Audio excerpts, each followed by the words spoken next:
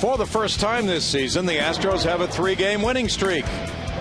Today, Nuri Rodriguez makes his first career start as the Astros try to pile it on the Reds. Next on My 20.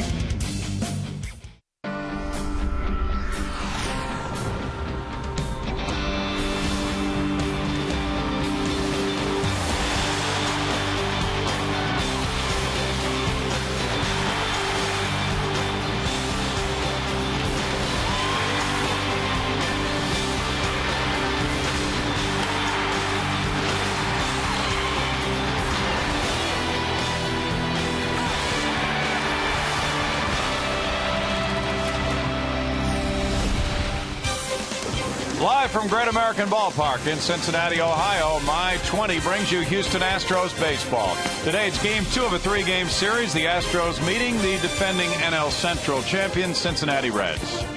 Good afternoon, everybody, or morning in the case of Houston viewers. Bill Brown and Jim DeShays. The Astros have their 3-game winning streak, the longest of the season, JD. How about that? Last night the offense broke out in a big way. A very good start from J. Happ. As a matter of fact, the Astros' recent turnaround fueled by tremendous starting pitching over the weekend in Houston. Wandy Rodriguez, 8 shutout innings on Saturday, and Bud Norris with a dominant performance on Sunday, also pitching shutout baseball for 7 2/3. Yesterday, Happ not quite as dominant, but certainly good enough as the Astros scored 10 runs to support him.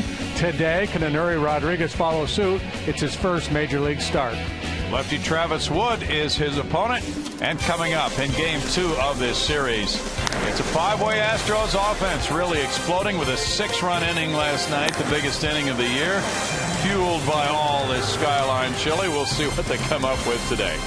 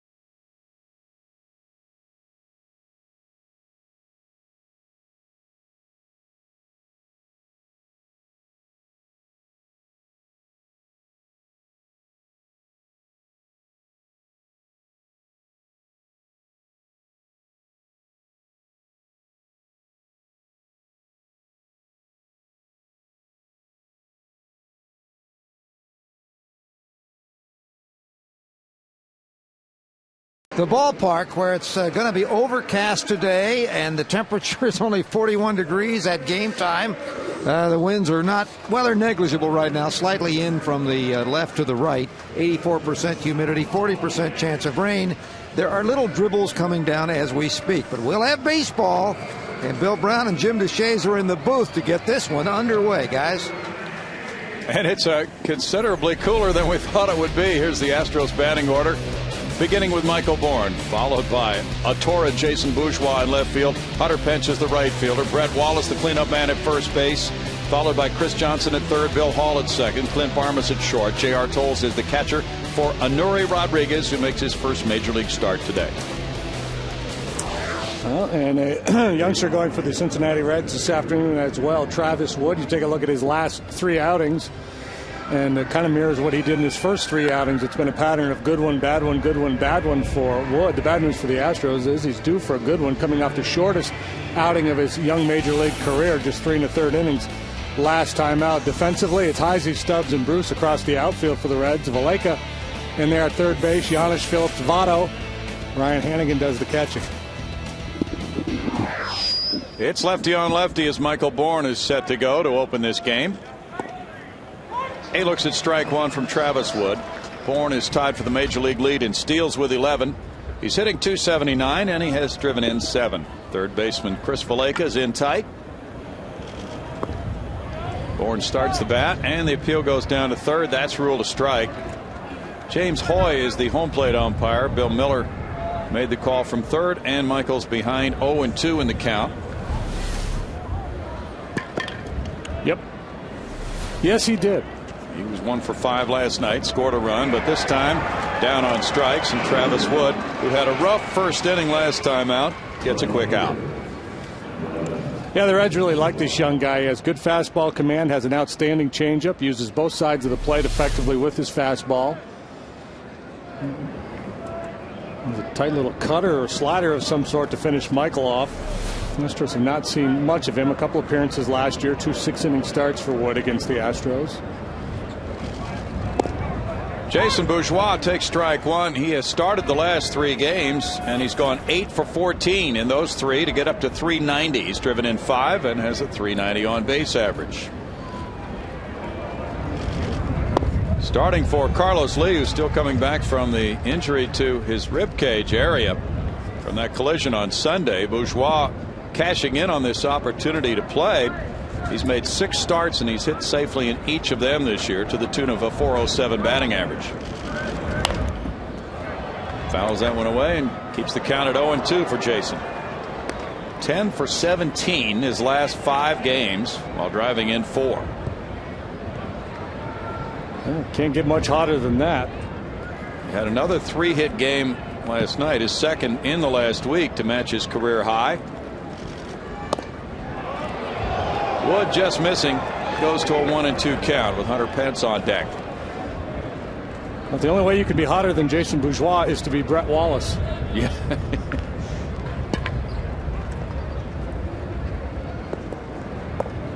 Wood misses there, and the count goes to 2 balls, 2 strikes. Wood pitched a couple of times against the Astros last year. Got a no decision in one. He lost the other one. Pitched well in both games. And Bourgeois taps it foul. That's a very basic, simple delivery from Travis Wood. Not a lot of wasted motion. You see the grip there. It's a circle changeup that he features, and it's a dandy. That's a real challenge for the Astro hitters to try to lay off that changeup dipping out of the strike zone. Wood lost his last start on Friday to Florida, giving up 7 earned runs in 3 1/3 innings. Broken bat. It goes to the left side, backhanded. Giannis with the throw. 2 outs.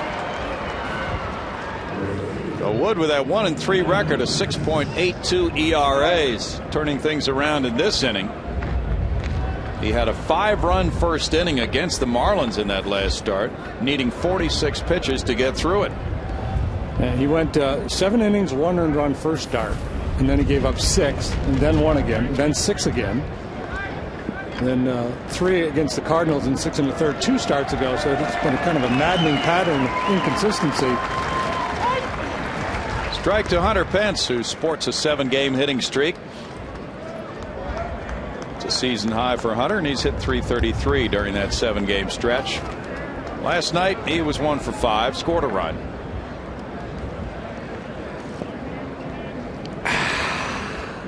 Did you hear that? I did. What that is? What's going on? Coffee? Yep.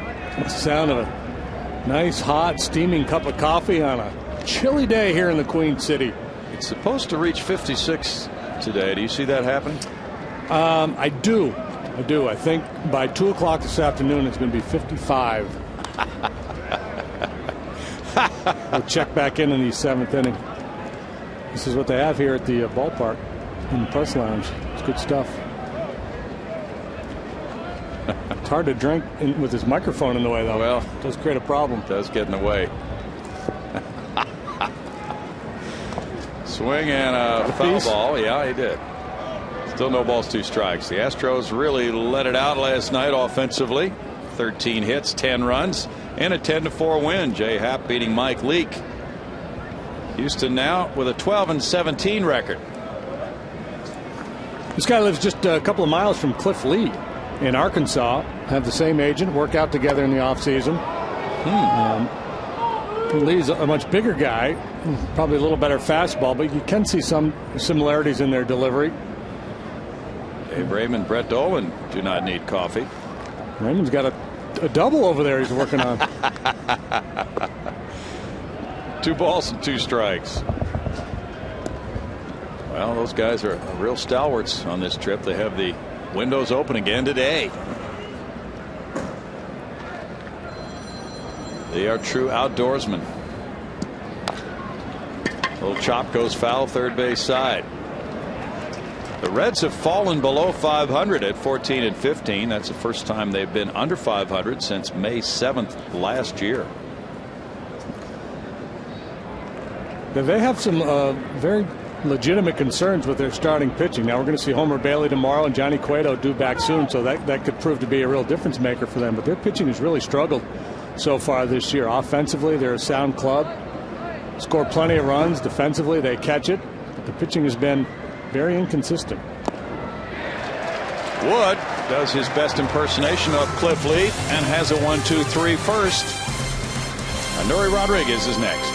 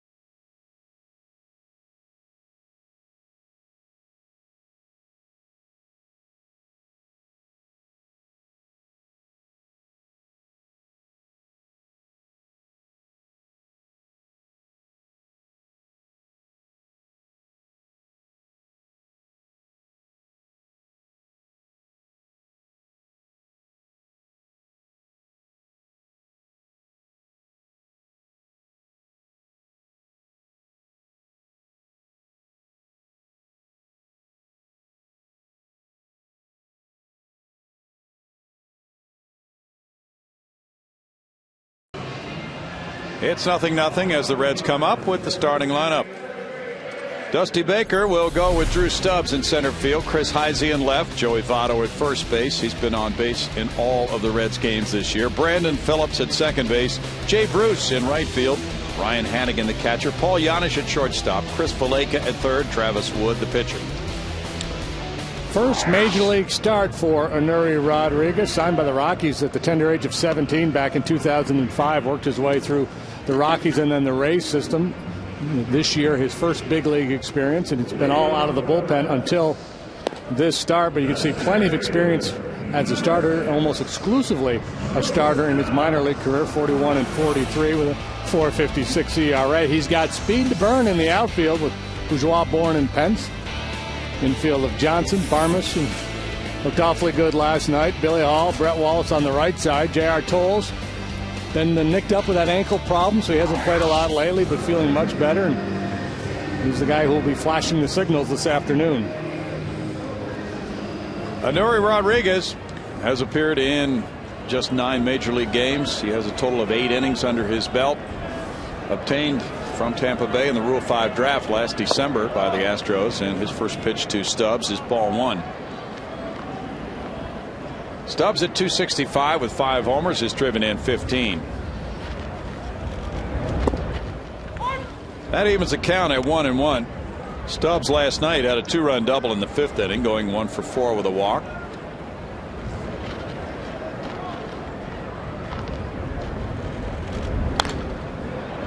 Foul back, and it's 1-2. Anuri Rodriguez, as JD mentioned, as he progressed up the minor league ladder after being signed by Colorado in 2005, was exclusively a starting pitcher all the way up the line until last year at AAA Durham in the Tampa Bay system. He did make 10 relief appearances. It's a shot, one hopper. Clint Barmas spins around, wow, and turns it into out number 1. Well, it's nice to give up a rocket, hit that sharply, and get an out.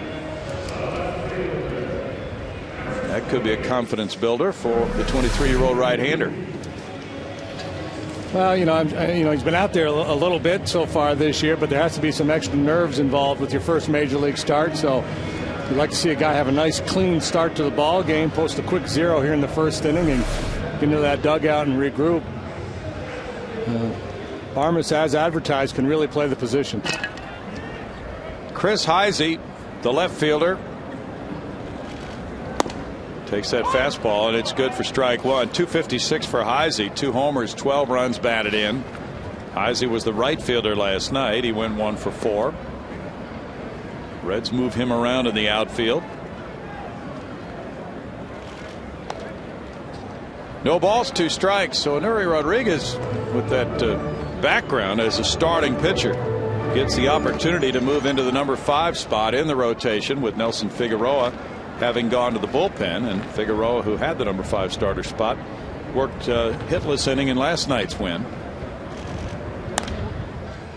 In the air, and it goes toward the right fielder, Hunter Pence. Bill Hall's calling for it in front of him and takes care of out number 2. And I think Nelson Figueroa, with what he did last year, earned an opportunity to be the 5th starter this season. But as he struggled, and then when you take a look at Rodriguez, a 23-year-old kid who can throw 93, 94 miles an hour at times, it does make sense to give him this opportunity to move into the rotation and see what he can do as you think about down the road. And for Rodriguez, it's fastball, slider, curveball, and a changeup. Joey Votto, a threat for any pitcher right now, takes ball 1. At 363, the defending most valuable player in the National League, has 5 homers, 16 runs batted in. Votto had 2 more hits last night.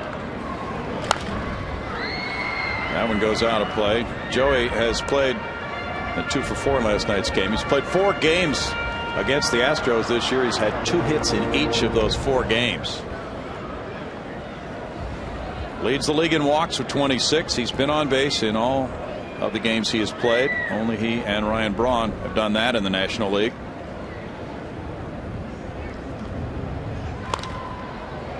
That's fouled away, and it's a 1-ball, 2-strike count. Well, with Anuri not having pitched very many innings at a time, 2 innings his longest appearance. How long could he go today? Brad Mills said maybe up to 80 pitches. Yeah, depending on what kind of innings he has, how stressful they are. Ooh. 2-2. He's got to be feeling the chill on that field with the bare arms today. He spikes this one, the old 55-footer. And thankfully, that didn't get up underneath the mask of JR. You work a lot on blocking balls, but rarely do you work on one that far out in front of home plate. Yeah.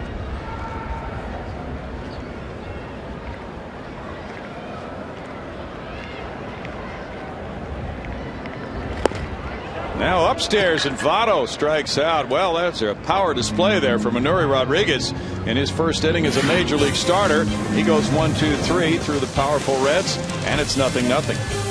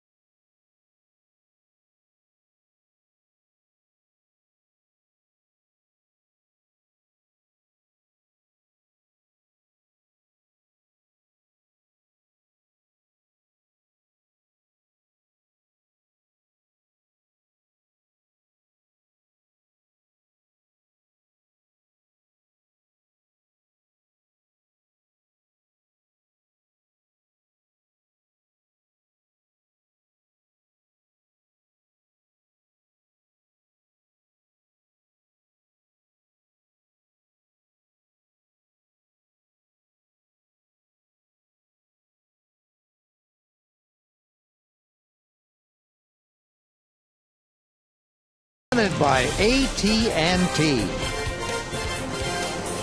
The action goes to the second inning, and we go back upstairs to the booth. Bill Brown and Jim DeShays. Thank you, Greg. It is 0-0. No base runners through one in this early day game. We have another one coming up tomorrow. The Reds are playing 5 consecutive day games now. Brett Wallace on an 11-game hitting streak leads it off in the Houston second inning. And flares that one foul. Strike one to Wallace. A .383 hitter with 2 homers, 10 runs batted in for Brett. .990 his OPS. Last night he had a single and a homer in 5 trips. He leads the majors in batting average since April 7th. Quickly falling behind. 0-2 to Travis Wood. This year, left-handed hitters hitting .400 off Travis Wood, but not a lot of at-bats. Last year he held them to a batting average below .200, and you kind of buy into that body of evidence more so than the limited work so far this year, and see why he would be tough on lefties with that last pitch. It was a good, hard breaking ball. But, nobody's been better than this man over the last 10.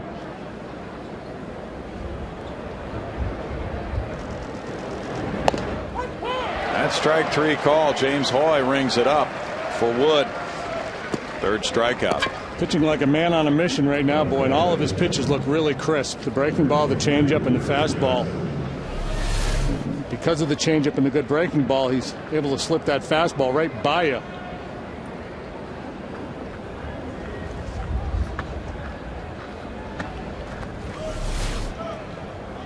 Now, Chris Johnson ripped a homer last night. His 3rd of the year. There's strike 1 to Johnson. A 196 hitter, 3 homers, 12 runs batted in. He also had a triple in the game, going 2 for 5.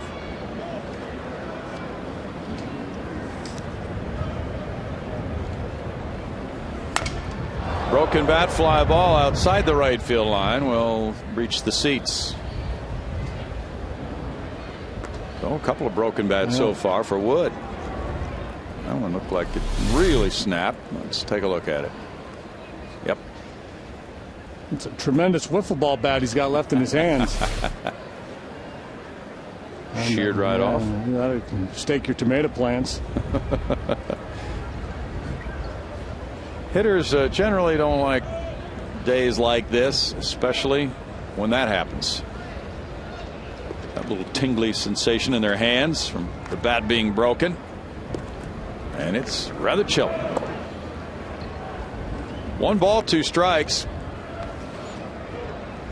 Yeah, my advice would be hit it on the sweet spot. You won't get that tingle.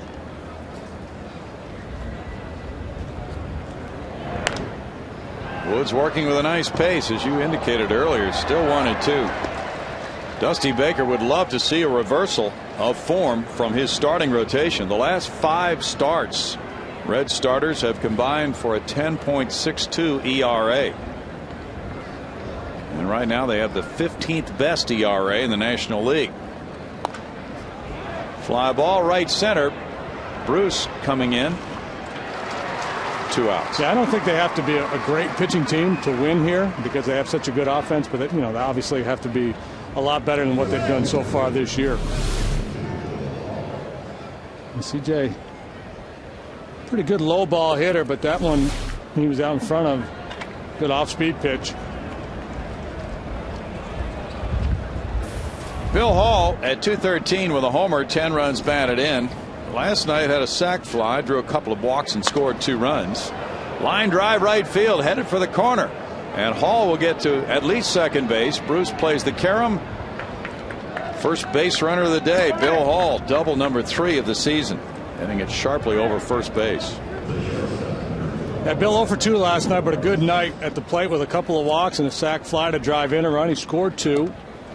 And Brad Mills talking in his office before the game today, talking about that walk that Bill drew in the 4th inning, part of that 6-run inning. Said it was a very important at bat.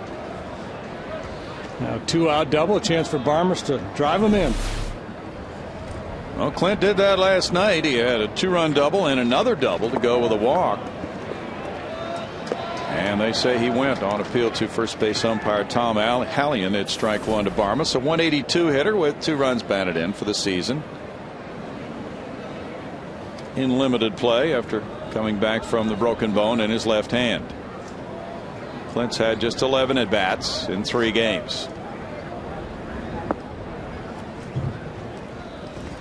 1 ball, 1 strike. Last night, though, after starting the season 0 for 8 as an Astro, he came up after that walk to Bill Hall with the bases loaded, 1 out, and hit a nice double to the gap in right center to drive in a couple.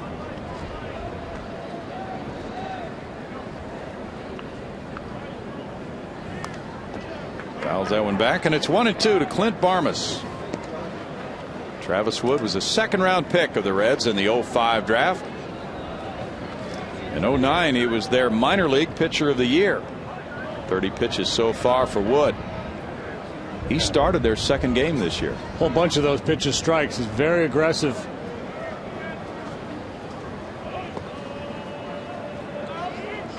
Two balls, 2 strikes.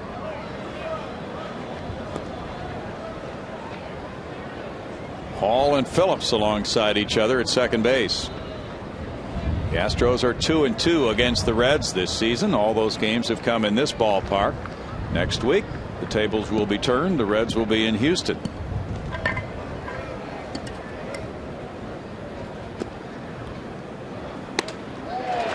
Wood gets strikeout number 4, and it's no runs, a hit, and a man stranded. No score after 1.5.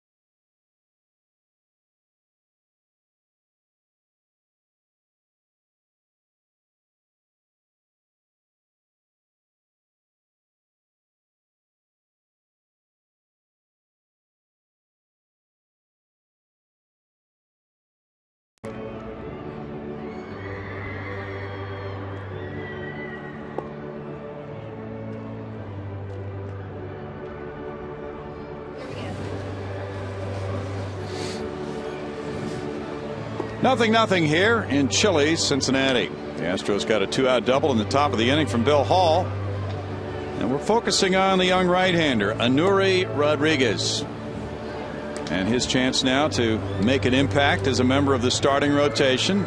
Full complement of relievers available to work behind him today. And tomorrow, of course, in the finale of the series, Brett Myers will go for the Astros against Homer Bailey, who returns to the Reds rotation after an injury.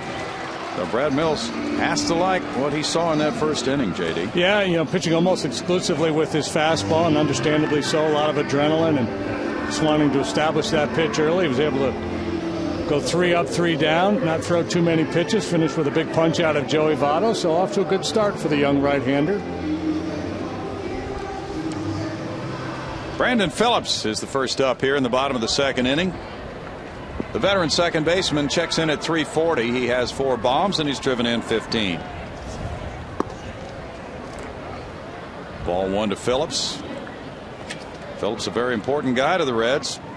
The Astros snapped his 7-game hitting streak last night. He was 0 for 3. Did hit a sacrifice fly for a first inning run. Fastball's fouled away, and it's a 1-ball, 1-strike count to Brandon Phillips. In the last 7 games now, he's hit cleanup. And Anuri's been very aggressive with that fastball here, and Phillips is a guy you got to be careful with. You don't want to throw him too many fastballs over the fat part of the plate. Fouls that one back, and it's 1-2. Somebody made a play. A lot of room to roam around and make plays in the stands today. Not a real big crowd on hand here. People got to work.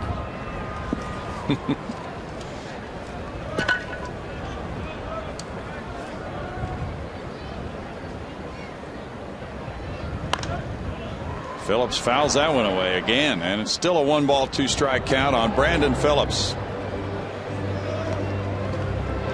Reds have had a good offense this season. They've been weighed down by their pitching difficulties.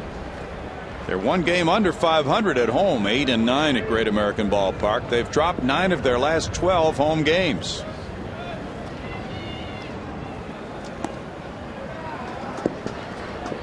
Two balls, 2 strikes.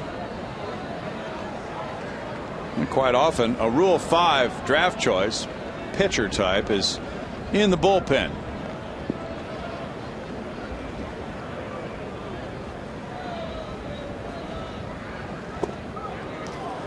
Three and 2, and the deep Tampa Bay Rays system, only of course allowed to protect 40 players on the major league roster, left him unprotected, so the Astros took him in the Rule 5 draft. Now getting a chance to move from that pen and stretch it out, but if he could hold in the starting rotation, that would be quite a Rule 5 pick. Driven to right field, Hunter Pence, as it hangs, takes care of out number 1. A lot of times a Rule 5 draft pick is a guy who's just pitched in the lower levels of the minor leagues. That's not the case with Rodriguez. He pitched in AA and AAA last year, so he's a guy who's worked his way through the minor league system.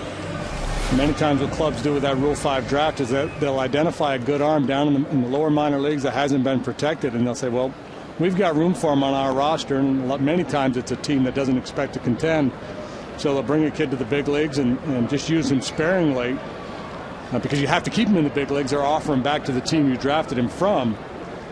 But Rodriguez is a little bit different case because of his AAA experience. Jay Bruce takes a look at it, and for the Beaumont native, it is ball 1. 238, 5 homers, 13 driven in for Jay Bruce. Drew a pinch walk last night. Breaking pitch comes into the top of the zone and evens the count at 1-1 to Bruce. One of the excellent young players the Reds have developed through their farm system. He was a first-round draft choice. That was an 05. Not hitting for much average, but he is really, really strong. Brings a very dangerous bat to home plate.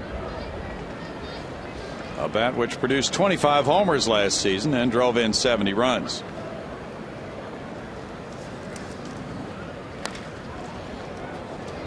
2 balls, 2 strikes. The Reds are a good fastball hitting team. They're seeing a lot of fastballs. They're second in the league in runs scored. They lead the league in long balls with 35.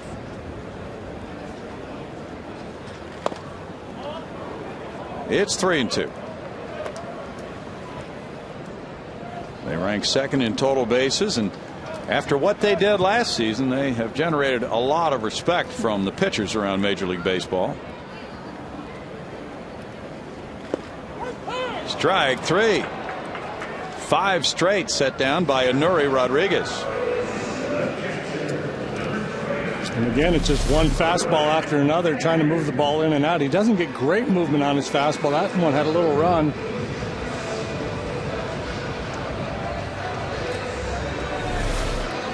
He is certainly establishing that pitch. Ryan Hannigan, operating on a 3-game hitting streak, checks in for the day at 222. He has 2 homers. He's driven in 8 runs. Hannigan went 0 for 3 against the Astros in the earlier series here. He looks at a heater there. Strike 1 to Hannigan. Strong defensive player who last year hit, and he hit 300. Had 203 at bats. He had a broken thumb last year. Dusty Baker with this early game after the night game, giving some of his veterans the day off. It's kind of like, well, if you're over 30, you're not playing today. Ramon Hernandez, Renteria, Cairo, all on the bench. That's not a bad thought, though. Gomes not in there today. Yeah. 1 ball, 2 strikes. Apparently, according to the Cincinnati Enquirer, Dusty had a little visit after the game last night with the owner, Bob Castellini. An encouraging type visit from the owner. 2 balls, 2 strikes. The Reds are 9-8 in play against the NL Central Division teams. And last year, of course, they really excelled in that department. Paul Yanish on deck.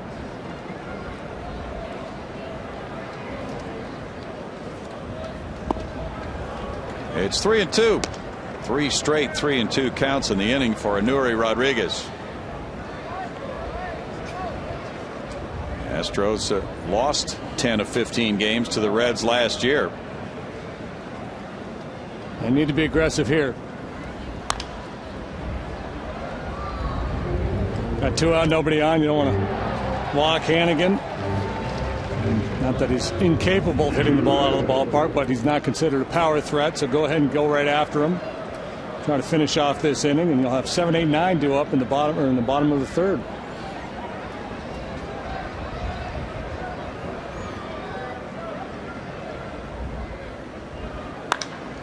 Hit hard to right field. Hunter Pence backing on it, and it held up. He got there on the warning track. That is 6 straight for Anuri Rodriguez to open the game.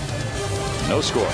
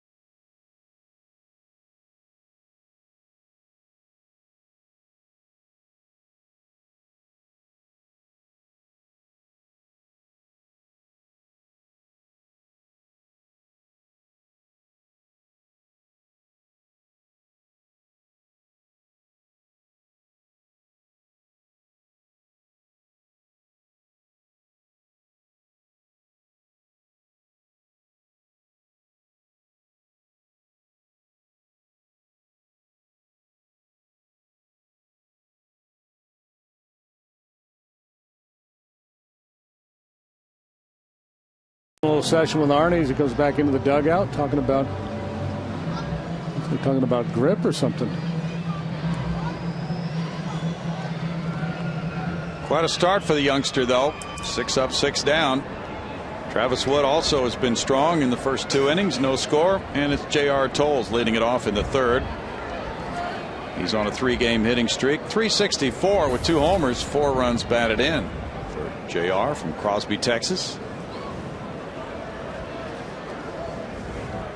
Yeah, he's been able to maintain that good feel at home plate, even though he hasn't been getting a lot of playing time. And that's hard to do. It's reminiscent of the great Tony Eusebio hitting streak from years and years ago.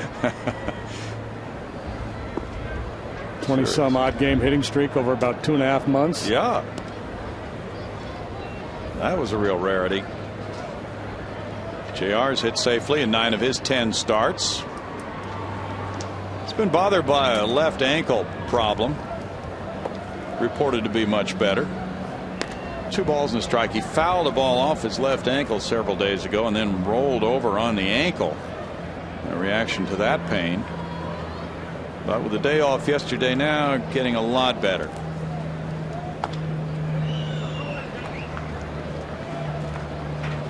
Two balls, 2 strikes. Sometimes these days off early in the season can really be a hindrance for a player as far as keeping some timing and some rhythm going. But JR's case might really be favorable because he needed that healing time off.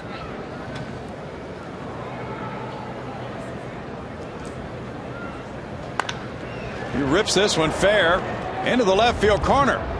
Headed for second base. Heisey digs it out, and there's a double for J.R. Tolles, number 3 of the season. Yeah, it's just remarkable. As few at-bats as he's had lately, it just doesn't matter. He has stayed in this good groove, obviously seeing the ball well and swinging the bat really well. And I was watching him run. That ankle is still bothering him. You could tell as he was running between first and second that it's still barking a little bit. But, boy, it's going to be tough to keep him out of the lineup going forward. And the way he's swinging it. Very quick bat. Now let's watch him run. Yeah, so just a little hitch in that giddy up with his gait. Now Nuri Rodriguez around a bunt, puts it down toward the pitcher Wood. He looks at third, but he'll take the out at first. And the sacrifice in the first major league plate appearance for Nuri Rodriguez moves Tolles to third base. We go to Greg Lucas. Hey, it's time for our AT&T trivia question of the day, and this one involves managers who were outstanding players. There are 4 current managers that had at least 1,500 hits as players. Who are they? Dusty Baker. Well, that's good. You had a good start. Infielders come in now. Shortstop Giannis stays back about halfway for Michael Bourne. And he looks at ball 1. Donnie Ballgame. You got 2. Mattingly, yeah. Charlie Manuel, if you count Japan. We don't.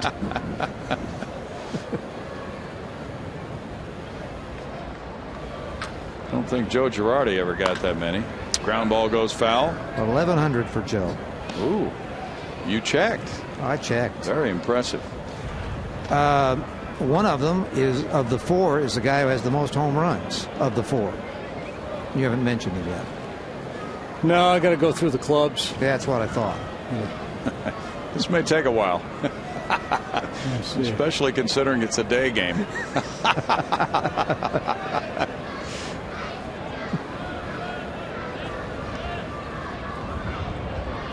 Now time called.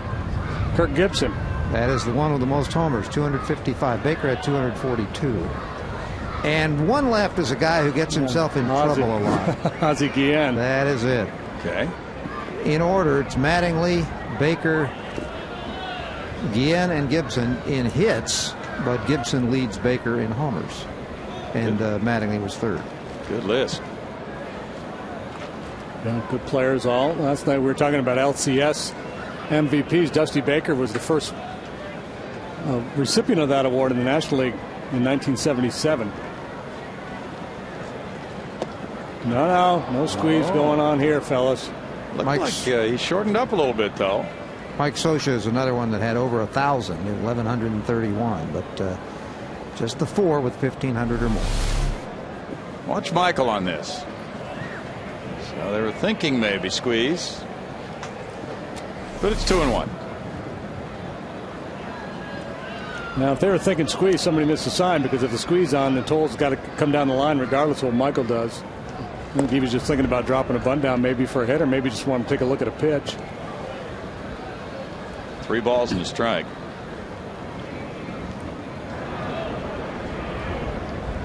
Interesting that Dusty's got his infield in here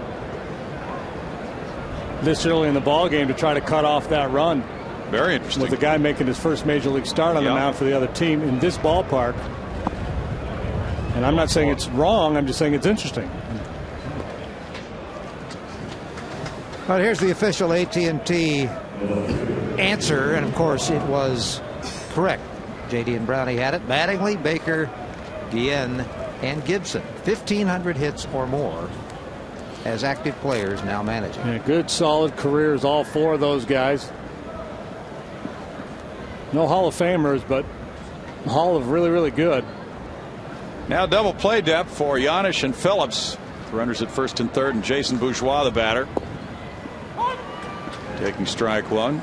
He hit a ground ball to short first time up. The Lake is even with the bag at third. The Reds counting on a ground ball with a little pace on it too. Slow ground ball would be very difficult to get a double play with Bourgeois, the base runner. Bourne attracts some attention at first. Michael's 11 for 11 in steals this year. Hannigan has not thrown out anybody yet. Travis Wood, 1 steal in 2 tries.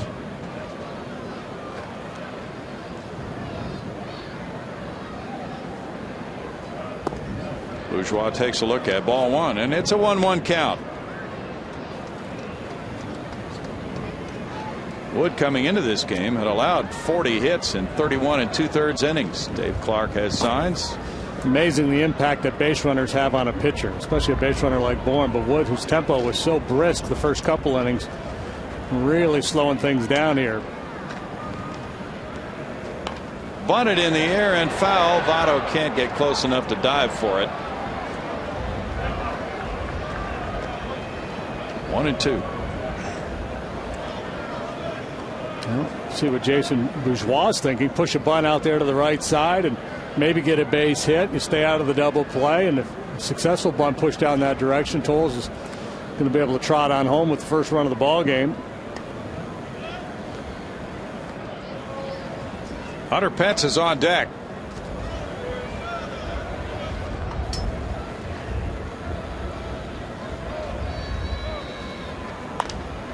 And that's flared foul and out of play. Wood, not a real hard thrower, but he gets a lot of late swings on his fastball because of the good changeup. Bourgeois has 6 hits and 15 at bats against lefties this season.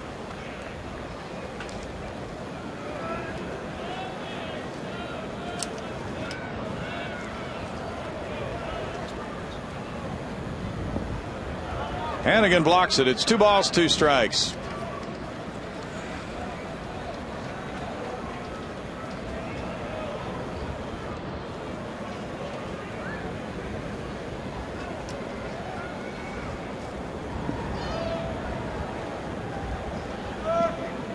Both these clubs are in a stretch of games within the division. It's going to be interesting to see how it plays out. Cardinals leading the division at 17 and 13. They're 2.5 in front of Cincinnati. 4.5 in front of Houston. Tightly packed group right now in the NL Central. In fact, Milwaukee has dropped back to 2 games below 500 at 13 and 15. The Cubs are 3 games below 500. As you see there, 13 and 16. You look at the whole National League, you see a lot of that. A lot of teams bunched right 2 or 3 games above or below 500. Sets up for a very interesting summer. The more clubs that are in the mix should be a lot of fun to watch. Brewers get Zach Greinke back this afternoon. He could be a real difference maker in this race. Lined out into center field. Stubbs comes in. It's a hit in front of him. Tolles will score, and Bourgeois gets the run home. 1-0 Houston as Jason drives in number 6 of the year. After failing to get a bunt down, he went to a 2-2 count, and that's RBI number 6 for Bourgeois. And we talked about Wood's changeup and how good it is, but this was a bad one. This was a hanging changeup up above the belt. And you see Jason out in front of it with that front foot, but because the ball stayed up, he was able to keep the bat through the zone and punch it into center field for a knock. Now Hunter Pence has runners at first and second. He struck out in the first inning. Smacks one into left field. Here's Michael Bourne coming home. Throw to the plate from Heisey is offline, and it's an RBI single for Pence and an 8-game hitting streak for Hunter. 2-0 Houston.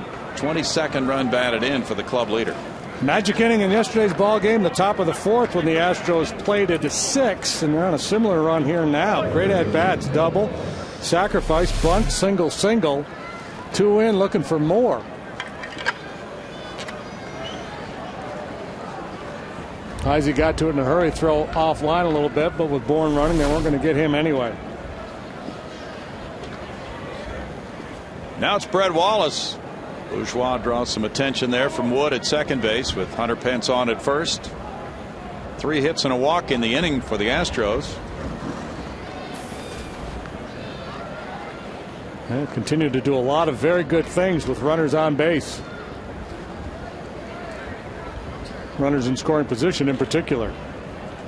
In the dirt, and there's ball 1. The Astros as a team are hitting .299 with runners in scoring position.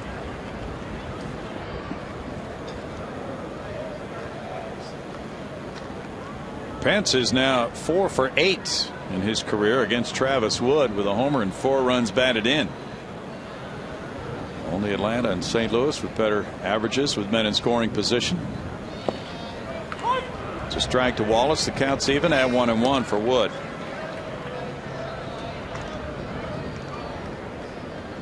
Wood's first start, he dialed up a good one. 7 innings, 1 run allowed against Milwaukee in a 4-2 win. He's at 52 pitches now.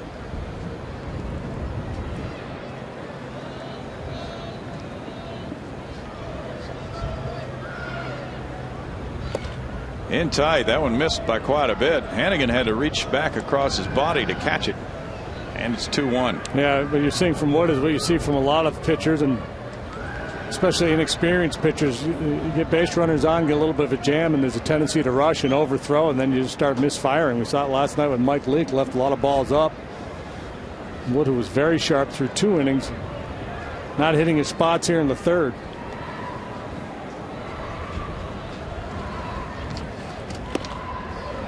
It's 2-2 to Brett Wallace.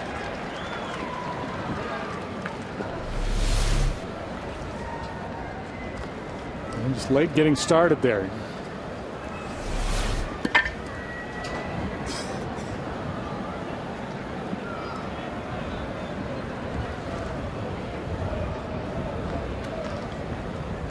Wood has 30 strikeouts this season. He's in his 34th inning. Foul away by Wallace.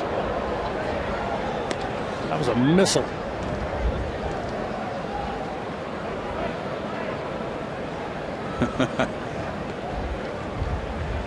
Some hearts are beating a little faster down there. One guy said, "You're come sit in front of me."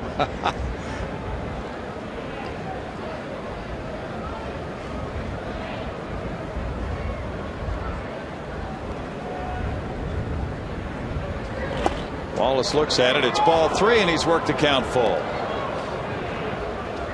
And Brett's getting that reputation of looking over pitches. He's walked 10 times this season. Slider number 6 there, just sliding off the outside edge. Now 3-2. 2 men on, 1 out. Bourgeois and Pence.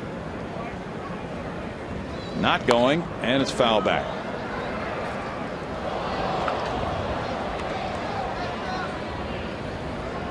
He's been able to fight off some pretty good fastballs to keep this at bat alive.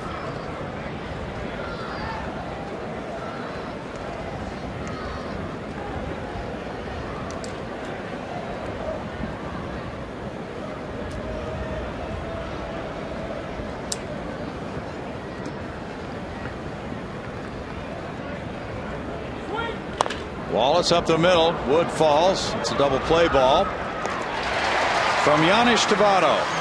And the Astros come up with 2 runs on 3 hits. They leave a man. They lead it 2-0.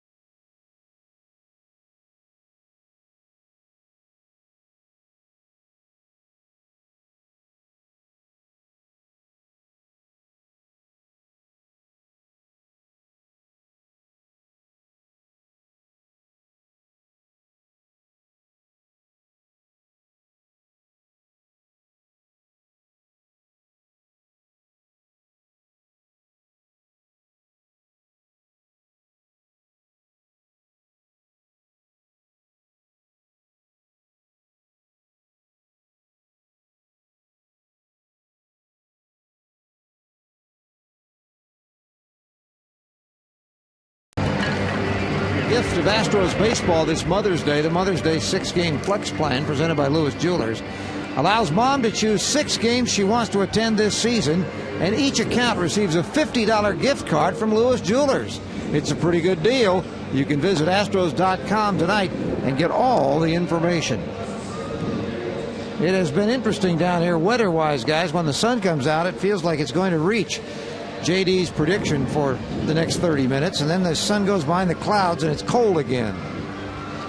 Where are you, Greg? I'm down in the deep corner. You can't even see me unless I stand up. Oh, yeah, there you are. If I stand up, you can see me. Because I see that other guy out in front of you with he's got the Tilly hat on, too, here, similar. Oh, yeah. There I am, right down here, behind this wall.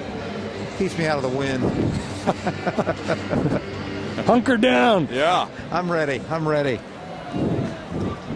Back to you. It is 2-0 Houston. Here is Paul Yanish, bottom of the 3rd inning. Yanish at 286 has no homers. He's driven in 10. Nuri Rodriguez has been pounding fastballs. There is strike 1 to Yanish. Well, Nuri Rodriguez, as we mentioned earlier, Brad Mills saying the threshold likely 80 pitches or so for Rodriguez. So if you're a Nuri, a guy who's been a starting pitcher his whole career, he's thinking, I got to go 5 to qualify for the win. It's probably why he's been so aggressive with that fastball. That's a good point.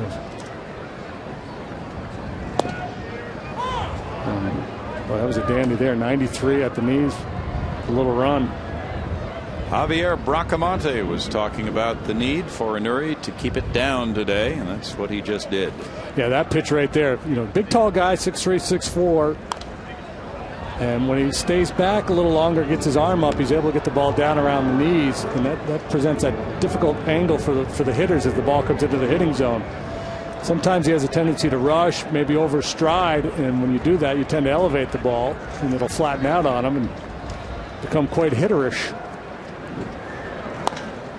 Fly ball center. Michael Bourne, Bill Hall. Hall goes back. That's 7 straight outs for Nuri Rodriguez. Starting to mix it in a little bit. That looked like a changeup.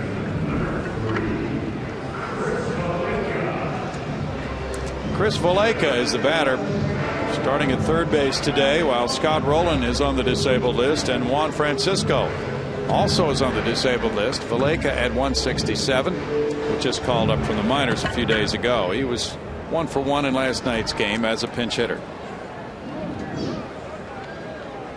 He played 3rd base on Sunday against Florida, and that was his only start of the season prior to this one. Ball 1. Valleca is another homegrown Reds product. At Louisville, he was hitting .306 with a homer and 6 runs batted in. This one high to right center field. Hunter Pence still going back, turning, and that one's in play off the wall. Here's Valaika headed for third base now, and he checks in with one out. It looked as if Hunter was drifting with the baseball, and then it bounced on the warning track, it appeared. Yeah, he got fooled by that. That ball had a lot of carry to it. I was fooled too. I didn't think he hit it all that well. And this ball just continued to go. We talk a lot about how well the ball carries here. Best home run hitting ballpark in the league. You see Hunter trying to make that late adjustment.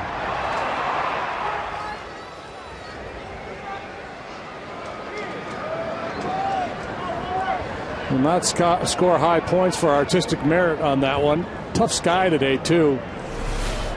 It goes as a triple. Yeah, a triple, but you know it's one of those that play probably should have been made. Valaika's first triple of the year. Now Wood, the pitcher, with the infielders crowding him a little bit, takes ball one. Wood is 0 for 10. Stubbs on deck. Squeeze, and he fouls it. Dusty Baker tries to bunt the run home. Runner breaking, and the pitch was fouled. Again, this is typically a little bit later in the game strategy, but with the pitcher up there and one out, Dusty Baker is going to take a shot at trying to push one across.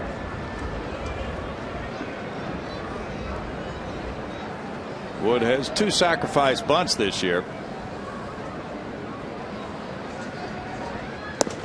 And a swing and a miss.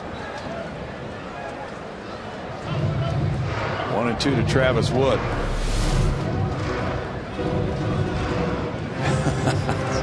Pretty hard to hit that pitch with that swing. Not a bad. Ever been the old fake swing the guys just do? You take the bat head from one shoulder to the other.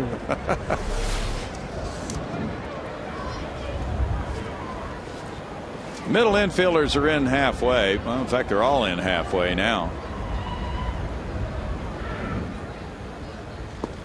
And a late swing results in a strikeout for Wood, number 3 for Rodriguez. And now Wandy Rodriguez and Nuri Rodriguez. The Astros have 2 Rodriguezes in their rotation. They got Juan Rod and Anrod. Now it falls to Drew Stubbs to try to drive in this run with 2 outs. Anrod doing quite well in the early going. Stubbs hit a ground ball to shortstop in the first. He's positioned himself to have a chance to win this game. He's only thrown 43 pitches so far. Strike with the breaking pitch. So now a different wrinkle his second time through the lineup.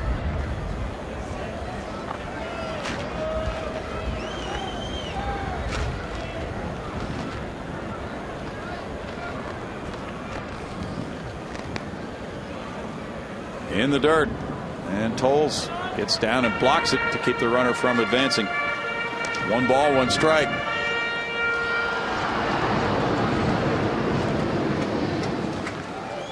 One factor certainly in the Astros selection of Nuri Rodriguez in the Rule 5 draft was his performance in winter ball. He pitched very well in the Dominican Winter League, going 4-2 there with a 2.06 ERA and 9 starts. Up, and he went on appeal to Tom Hallion. 1-2 to Stubbs.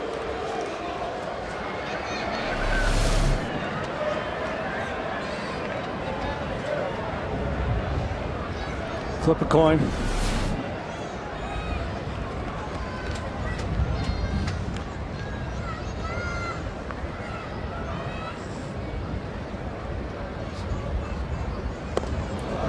Under the chin, and it's a 2-ball, 2-strike count on Stubbs. He's had a couple of those fastballs get away from him in this inning, and similar to Wood last inning, and the tendency to reach back for a little extra, and when you do that, you lose command. I haven't seen a lot of Rodriguez. I've talked to some scouts and I've read some scouting reports, and that's one thing to keep an eye on. Sometimes they'll get a little loose with that delivery and lose command. Fastball hit in the air. Michael Bourne backing. And after a 1-out triple, Valaika never does score. It's no runs a hit. A runner stranded at third, 2-0 Houston.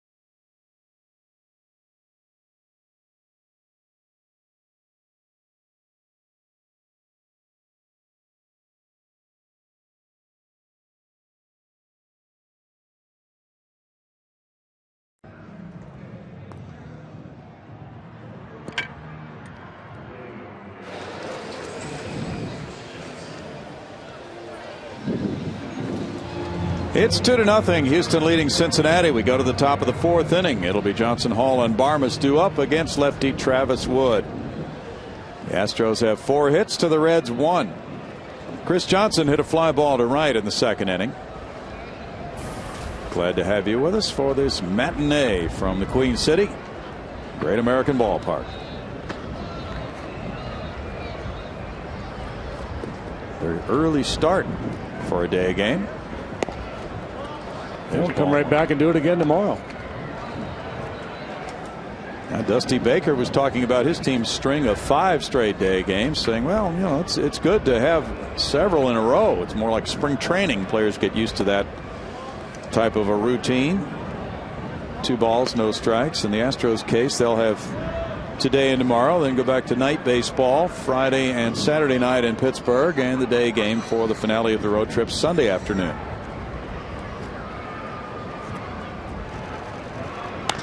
Line drive to right field, well hit by Johnson, and he gets it started in the fourth inning. Hit number 5 for Houston.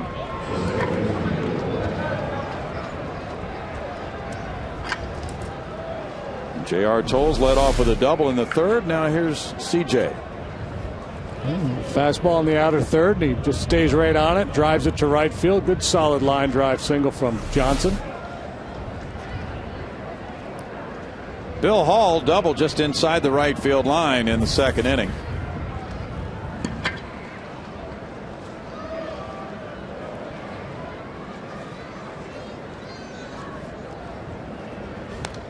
Fouls it back for strike 1. First time Travis Wood has been on an opening day roster. The Reds have some depth. Sam LeCure has gone to the bullpen now, with Homer Bailey coming back tomorrow to the rotation, and Johnny Cueto a few days away. Meanwhile, LeCure and others get a chance. Mike Leake might be going back to the pen. 0-2. Dusty Baker in one article said, well, coming out of spring training, Mike Leake would have been the long man had everybody been healthy, but the Reds have been without the services of 2 guys who they figured would be in their rotation for this first month, and now they get them back. Bailey and Cueto have not started a game yet for Cincinnati this year. Barmas is on deck. Hall chased that one and struck out. Mad at himself. That strikeout number 5. This date in Astros history is brought to you by the MD Anderson Cancer Center, making cancer history. On May 4th, 1975, baseball's 1 millionth run is scored as Bob Watson scores on a Milt May homer. He sprints around the bases, edging out Dave Concepcion of the Reds for the milestone. We just talked about that with Bob a few nights ago. Clint Barmas, the batter, he struck out in the second inning. Bob recounted what happened that day. They were in San Francisco, and a lot of games had started, of course, first back east. This one will hang into shallow left center field, calling for it Yanish. 2 outs. Bob was on second base, and he said on all the scoreboards around the majors, counting down to this 1 millionth run. The ticker running. Yeah. Kind of like the telethon. So he looked up there when he got to second base, and he saw the countdown had reached 1.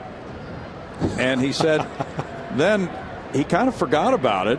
Milt May hit the homer, and he was trotting from second to third.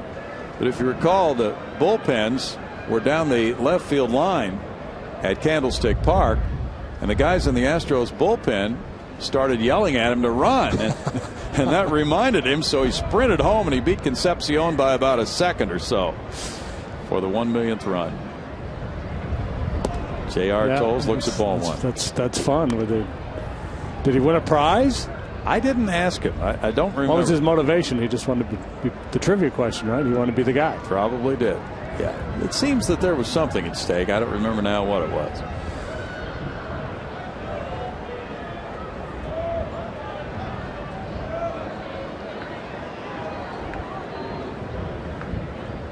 It had to be funny to watch. If you didn't know what was going on, a guy goes deep and you see this guy hauling around third base. And, you know, we were watching the Reds game. Concepcion sprinted all the way around the bases after he hit the homer. So, yeah, a couple of unusual things were going on with that 1 million number at stake. 2 balls, no strikes to Toles. Hannigan's had some pitches to block in the dirt today. Last night's starter, Mike Leake, lasted 3 2/3. He gave up 7 hits and 7 runs. 4 relievers followed him to the mound for Dusty Baker.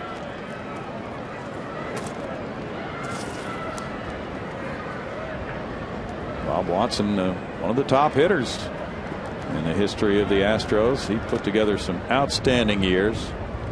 Well, he could mash. High average hitter, hit for plenty of power. Those line drives tear somebody's head off. He sure did, and that played very well in the Astrodome. He said he would have loved to have played at Minute Maid Park, of course, but when he came up with the Astros with the wide open spaces there in the Astrodome, he said he was really influenced by his boyhood idol Tommy Davis, who used to emphasize right-handed hitters hitting the ball to right center, and that worked very well for Bob. Lifetime .295 hitter with 184 home runs.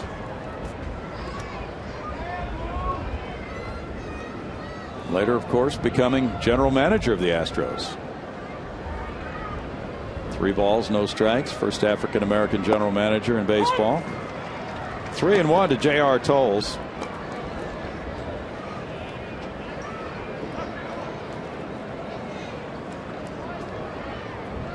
Well, this catching spot has been very productive for the Astros lineup. JR takes ball 4. He's been on both times. Runners at first and second and 2 outs for Anuri Rodriguez now. Yeah, good recognition there by JR. Even though it wasn't a base open, the way he's been swinging it, he felt pretty confident that they weren't going to give in to him with the pitcher on deck.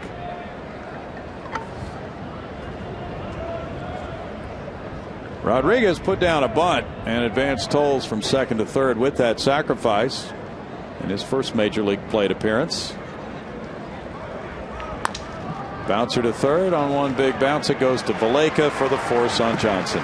No runs a hit, 2 men stranded. Houston 2, Cincinnati nothing.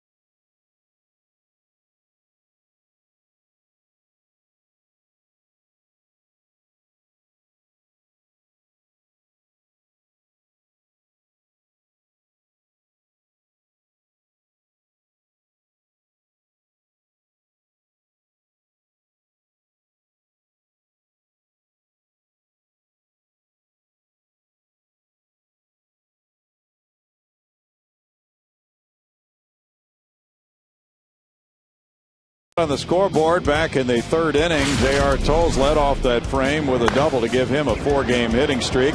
That got him into scoring position. He was advanced on a bunt. Jason Bourgeois scored him on a single to center field, 1-0. Hunter Pence then drove on through the left side. His 22nd RBI sent home Michael Bourne to make it 2-0 Houston. Anuri Rodriguez in his major league debut as a starter retired the first 7. Really set a nice aggressive tone in the early going, JD. Yeah, really, if Hunter had been able to catch that fly ball in the right field, it'd be 9 up, 9 down for him. 48 pitches for the big young right-hander. Heisey, Votto, and Phillips coming up for a 4th inning challenge for Anuri. Sun's come out, kind of. It would certainly be welcome all afternoon. Heisey popped a second earlier. Heisey's from Lancaster, Pennsylvania. 17th round pick of the Reds in 06. He went to Messiah College. Bunted in the air, and J.R. Tolles watches it go back off the screen. Strike 1. It's been a tough ballpark for the Astros the last few years. The Reds have a hold on them, winning 24 and losing 11 against Houston. Reds have won 13 of their last 17 here against the Astros. Prior to that, the Astros had a lot of good days in this ballpark. 1 ball, 1 strike. It's been weird. Their relationship with the Reds over the past few years. The Astros dominated for so long, and now it's been all Reds. There hasn't been any real equity between these two teams. 2 balls and a strike. The Reds have won 8 of the last 10 series from the Astros.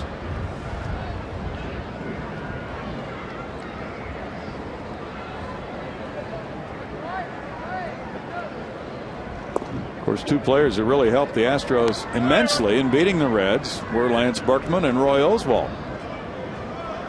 3 balls and a strike. Yeah, but even Roy eventually lost to him in the last couple of years. It's hard to sustain that kind of a winning streak against one club. In the air, and the shortstop Barmes is out in left center. 1 out. Joey Votto is next. Anuri Rodriguez on several occasions has fallen behind, as he did there, 3-1, and come back to get the out. He was behind all 3 hitters in the 2nd inning by 3-2 counts. Phillips, Bruce, and Hannigan, and got them 1-2-3. He does have the advantage that the Reds have very little experience against him, if any. A total of 3 at-bats coming into this game by Reds hitters against Rodriguez. Votto grounds it foul. Strike 1 to Joey. Votto needs 5 more games in a row reaching base to tie the modern Reds club record to begin a season. Dave Collins set that. 34 games reaching base in 1981 to open. 1-1.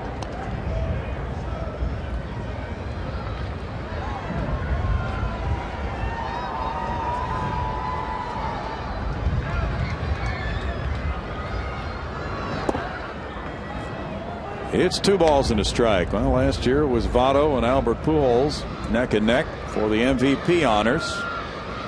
This season finds Votto starting very well, but Pujols struggling.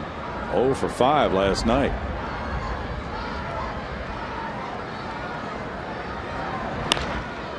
Ground ball to first. Brett Wallace.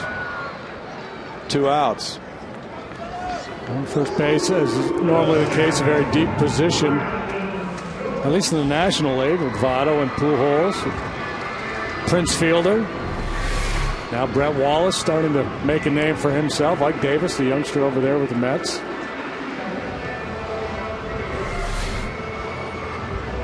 He sure is a deep position in this league. Brandon Phillips comes up. He hit a fly ball to right earlier. Jay Bruce is on deck.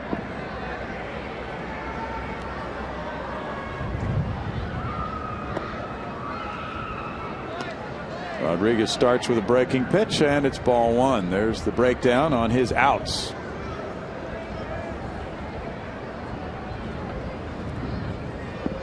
He started this game with 8 major league innings under his belt. He's looked very calm out there. And I remember talking to him in Philadelphia after his debut when he came out of the pen. And I said, "Were you nervous?" He said, "No. I'm a pitcher. This is what I do." Okay.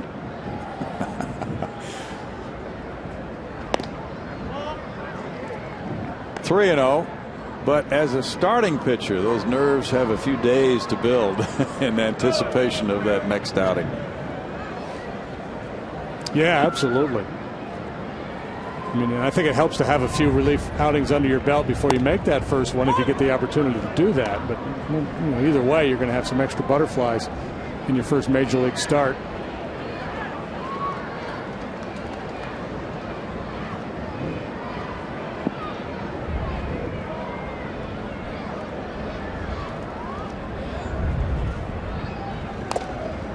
Good fastball fouled away. We talked earlier about the Reds and their rotation. The last time through the rotation, their starters have combined for an ERA over 10, but the Astros have gone the other way. In their last 7 games, their starters have a 2.86 ERA.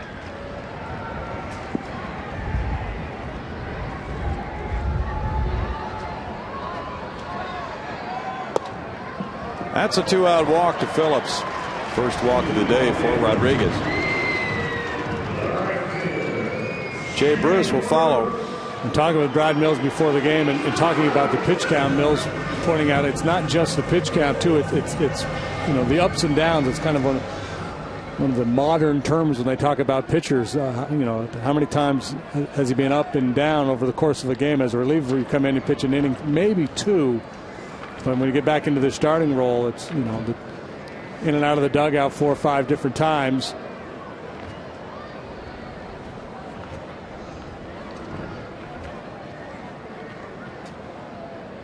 That's kind of new. I don't remember people talking about the ups and downs. No.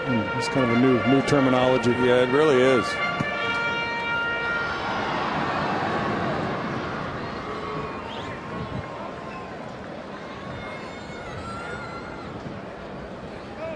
Barmas has swung up the middle for Jay Bruce. Now Tolles goes out to the mound.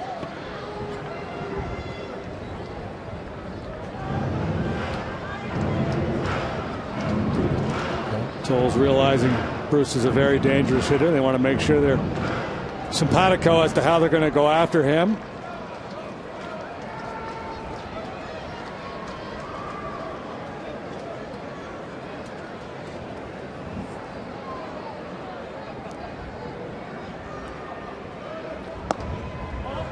There's ball 1 for Anuri Rodriguez in his 4th inning here.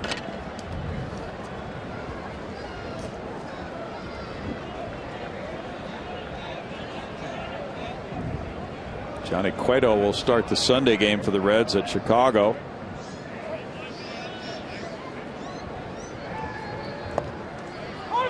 It's 1-1. The Reds made a player move for this game today. They have reinstated from the disabled list outfielder Fred Lewis, who had been out with a strained right oblique, and the option Jeremy Hermida, another outfielder, to Louisville. Brandon Phillips taking a very modest lead, hands on hip. Nothing about his body language indicating he might go now into a more aggressive stance over there. Previous pitch, he never took his hands off his hips.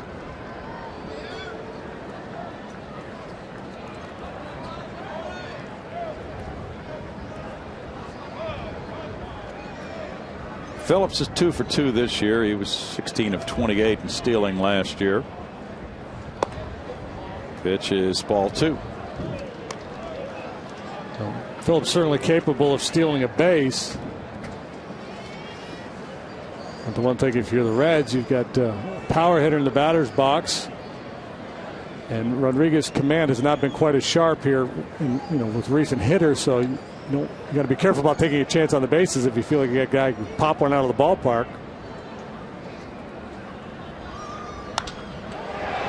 Out to center field. Michael Bourne is under it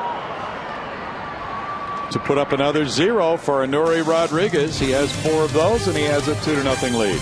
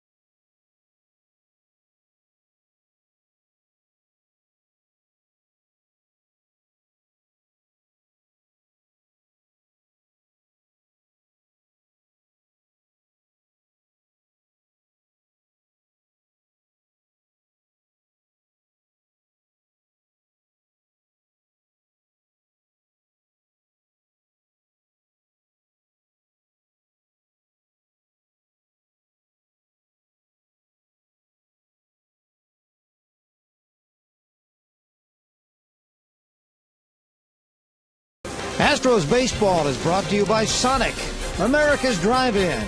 It's new, it's better. It's the new Sonic Good. Weather's better too, JD. It's right at the top of the hour. You predicted 55. I just checked. It's only about 48, but we'll take it because the sun's peeking through, and it's much more comfortable for people in the stands or where I am. Back to you guys. You crawled out of your hole. You took your hat off. I've even got one layer off. Wow. Yeah, summer's coming. It's warming right up.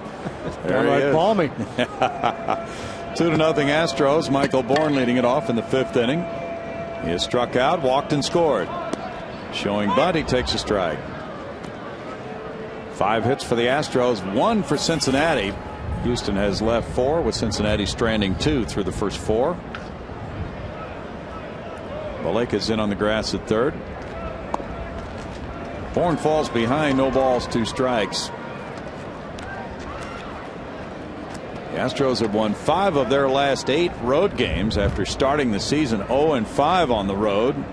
3 of those in Philadelphia, 2 here in Cincinnati. 1-2. The Reds have gone that other direction, losing 9 of their last 12 home games.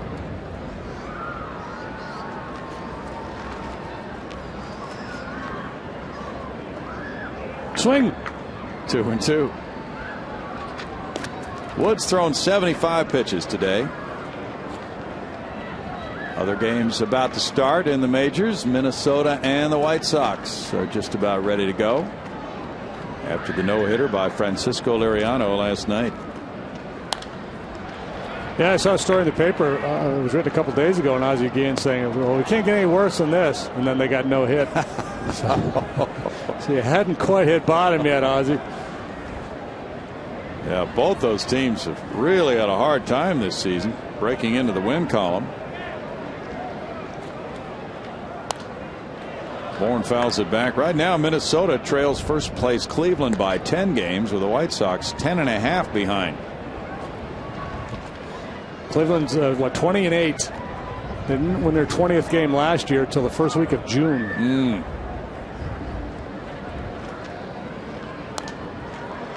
Bourne puts up a battle. Yeah, you know, and what looked like it was going to be a quick AB for him, he's hung in there. He looked bad, fell down to the count, no balls, 2 strikes, and battled back, fouled off some tough pitches. So if nothing else, he's making Wood work here to get this first out in the 5th. And he does with the curveball on strike 3 call. Strikeout number 6. Take a look at the final out for Liriano in his no-hitter. First complete game ever for him, including minor leagues. Line drive from Adam Dunn to shortstop. And it wasn't the prettiest no-hitter. He walked 6, but that's a thrill. Came into the game with an ERA of 9 something. Yeah. Jason Bourgeois takes it. It's ball 1 to Jason. He drove in run number 1 with a single to center field. He's 1 for 2. Strikes are overrated. Nelson Liriano just proved it. A.J. Burnett, didn't he? He walked 8 or 9, didn't he, in his no-hitter? That sounds right. Yep. Joe Cowley as well. And I think Edwin Jackson last year in his no-hitter had a bunch of walks. Wood misses upstairs, and there's action on the river. That thing is flying down the river. Yes, it is. I don't think anybody's driving that. I think it broke loose. That river's been running very quickly outside, and that's a 4-pitch walk to Jason Bourgeois. It's his first walk of the year. 3rd of the day for Wood. And Jason continues to fill in quite capably for Carlos Lee in left. Carlos getting better. And the Astros have that luxury of giving him a little more time now. Especially when you head into Pittsburgh and play that big ballpark there. That's a place where a lot of times the manager will try to find a day off for Carlos anyway. Hunter Pence 1 for 2 with an RBI today. Bourgeois is attracting some attention.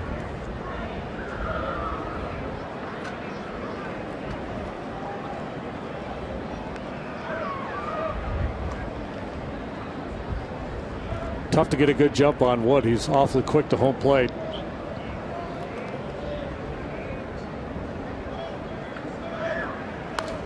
Hunter fouls it. There's strike one. That time he did not use the slide step, but with the lefty on the mound, tough to read.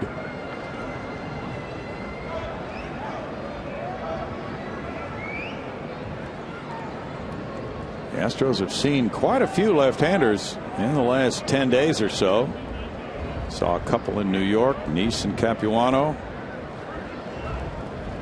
There's a throw over. They are 5-4 in games started by southpaws, so this is the 10th game. Today a lefty has pitched against them. This is game number 30 of the season.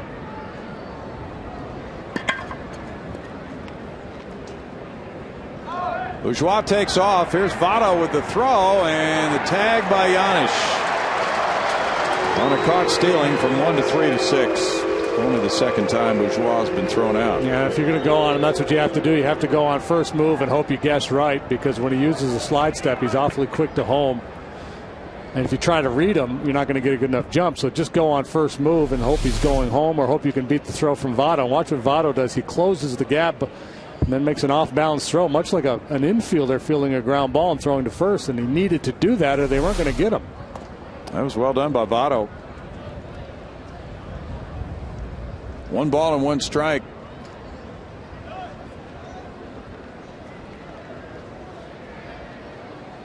Wallace on deck with 2 outs. Pence puts some air underneath that one. Drew Stubbs moving back. In the 5th, no runs, no hits, and nobody left for the Astros. They lead it 2-0.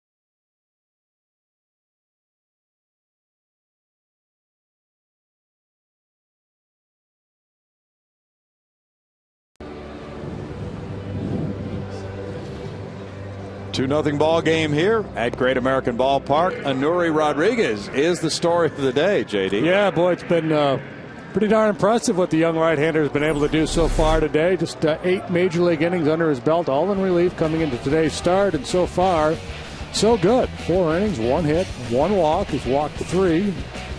He's faced just 2 over the minimum. The triple, the only hit he's allowed, was a ball that probably should have been caught. And this, in all likelihood, will be his final inning. 67 pitches so far. Ryan Hannigan takes ball 1. And as we mentioned earlier, Brad Mills said he could perhaps throw 80 today. He needs to finish this 5th inning in the lead to qualify for the win. 2 balls, no strikes. 5th inning sometimes can be a little bit of a psychological barrier for a starting pitcher, because you know you have to get through 5 to get that win. And you start thinking bigger picture instead of just focusing on the batters in 1 pitch at a time. Bouncer goes foul.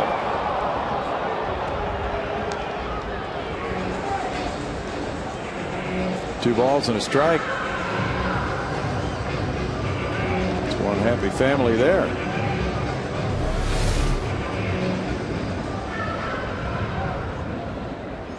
It's a tough read for the ball boy down there. He has to make sure that's not a fair ball. Yeah, it is.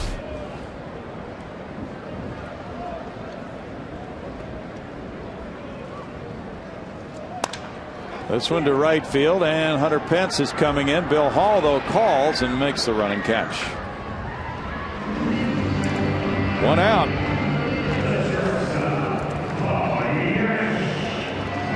There have been a lot of easy outs in this game for Anuri Rodriguez. That's a third little pop-up that Bill Hall has caught. If you're inducing infield pop-ups, you've got good stuff. Getting some bad swings. Last year he pitched 2 games for Double-A Montgomery, 27 for Triple-A Durham. Paul Janisch. Ball 1 to Janisch. As a Durham Bull, he had a 3.80 ERA. Struck out 94 in 113 innings.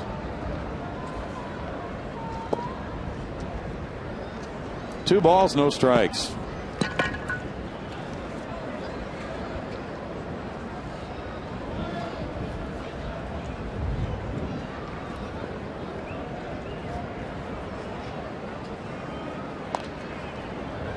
That gives you an indication of the life on his fastball. The fact that he's worked in a number of fastball counts today, you know, 2-0, 3-1, things of that nature, and has been willing to challenge with the fastball, and they still haven't put good swings on it.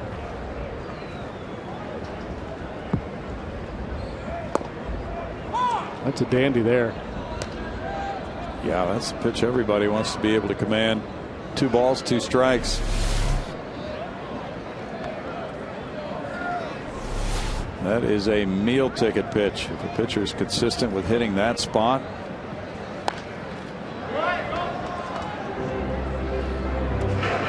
And in so many games we see pitchers go away from that philosophy and focus too much on trying to trick hitters, forgetting about the basics, just good down and away fastball. He's pounding that outside corner. Still 2-2. Chris Valaika is on deck. Uh-oh. Man down. He's got the baseball duck hunting doubleheader on his schedule today. Yeah. Takes a while to get up from a fall with all those layers on. It's 3 balls, 2 strikes now to Janisch. See if Anuri comes right after him with a fastball here. Imagine he will, and Janisch should be looking for one. He chops it. Clint Barma's charging. Under control, low throw, and Wallace is there. 2 outs. Maybe ball 4, but close enough where Janisch felt compelled to offer.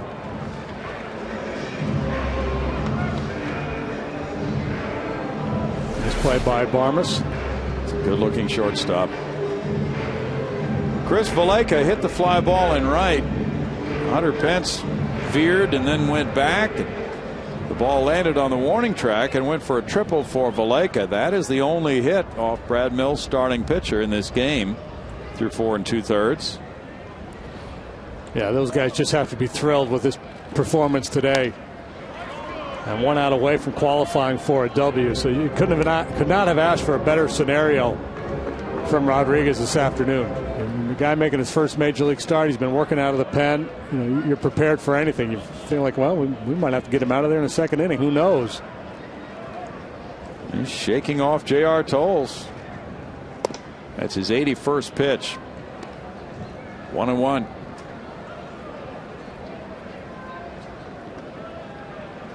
Quite a day for this right-hander from the Dominican.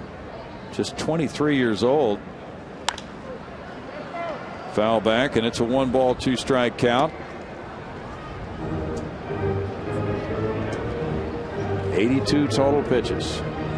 Nick Massett is warming up for the Reds in their bullpen with pitcher Travis Wood on deck. And it's Wilton Lopez in the Astros bullpen. He just returned from the disabled list. Nuri probably has faced his final man of the day, and what an outing in his first major league start. One hit shutout ball through 5 and a 2-0 lead.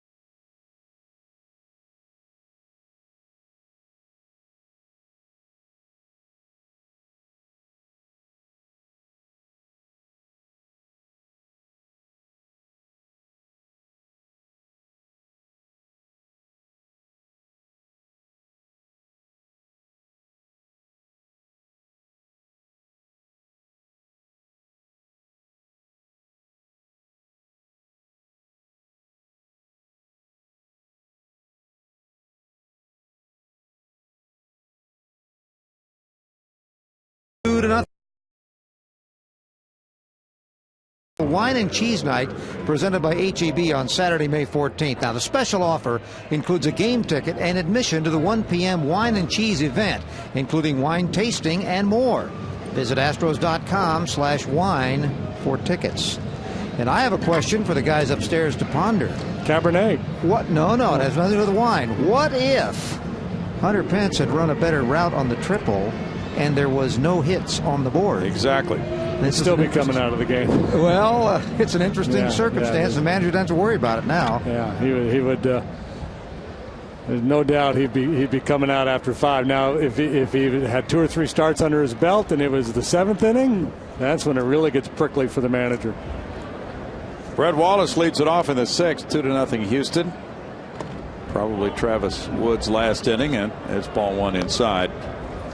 Wallace is struck out looking, and he's grounded into a double play. The Astros have 5 hits. The Reds have that one that Greg was talking about, the Valleca triple. In this case, it becomes easy for a manager to justify his decision. Ground ball right there to short. Giannis takes care of that out. But here's the work of Nuri Rodriguez. Yeah, came out of the pen, firing strikes with that fastball early on. Obviously, that was the game plan to establish that heater. And then a little bit later on, started to mix in a few breaking balls, but for the most part, leaned heavily on a fastball that ranged from 88 to 93 miles an hour. Able to make pitches when falling behind in the count. Pretty much stress-free afternoon for the young man. There's strike 1 call to Chris Johnson. Just 1 walk. 3 strikeouts for Rodriguez. CJ hit a sharp single to right in the 4th. He's 1 for 2. This one lined to shortstop. He scalded that one to Giannis's right. 2 outs.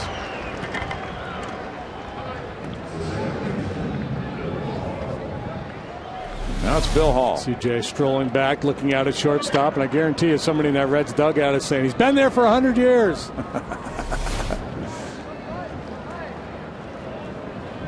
Hall doubled to right, and he struck out.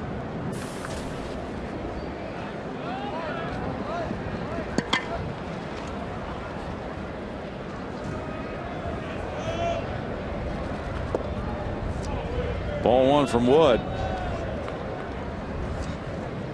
Native Texan Homer Bailey gets the call tomorrow, and Brett Myers is his mound opponent. We'll be back on Fox Sports Houston tomorrow, 11 o'clock in Houston for Astros Live pregame show.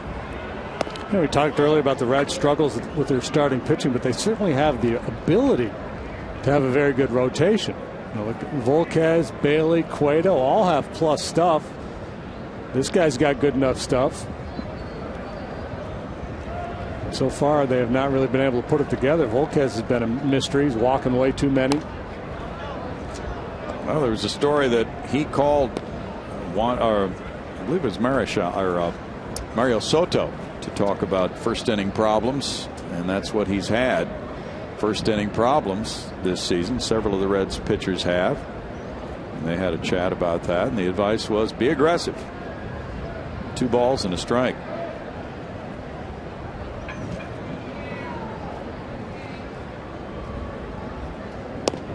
Rarely do you hear anybody say be passive in sports. You know, yeah. You can't come up with anything else to say. Be aggressive. Hey, let's go out there and be passive. Clint Barmas on deck. 94 pitches for Travis Wood, who's due to lead off the bottom of the inning.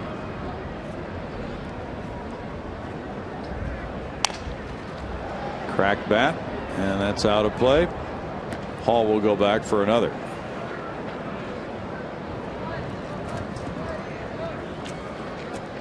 Texas Rangers have signed a Cuban defector to a 5-year deal. A speedy center fielder, Leonis Martin. 5 years, $15.5 million. And he's working out in Arizona, but probably once he's ready to go, will be at AA, according to the report today.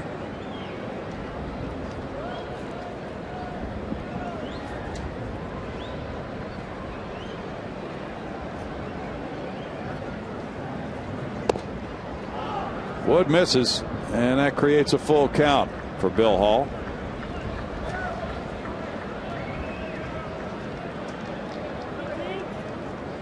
Wood was 5-6 at Louisville last year, 5-4 with Cincinnati.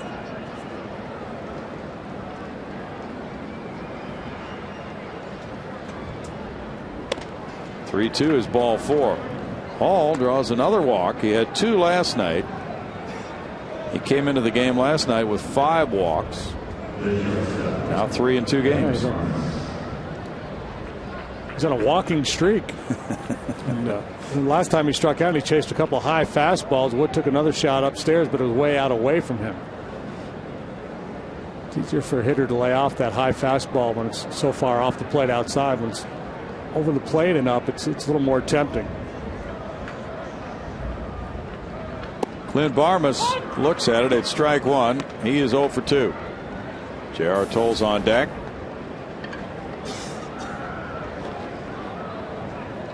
Now, this should be a good day for the hitters, according to the American Meteorological Society. They did a study, and that cloudy days are better than sunny days for hitters. Okay. This is a study that was conducted looking at thousands of Major League games between 1987 and 2002. Is temperature factored into that study at all? Well, I haven't gotten there yet. Okay. But because they say when on bright sunny days, there's a lot of eye strain for the hitters. It's understandable. Cloud cover works well. There's a nice batter's high. Good dark background here beyond center field for the hitters. Yeah. See, I think the overcast skies today helps the hitter, but the coolness is good for the pitchers. Hitters generally don't like to hit in the cold weather. That's what the hitter sees when he looks out beyond the pitcher.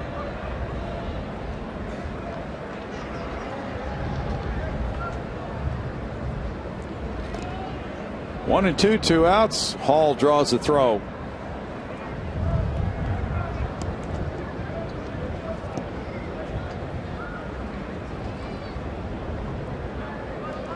The Astros have their second best record on the road here at Great American, 36-28, 563 winning percentage.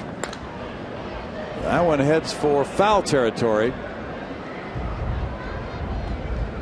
The only park that's been better for them on the road is Citizens Bank Ballpark. At Citizens Bank Park, they're 16-10. Bill Bray and Nick Massett are warming up.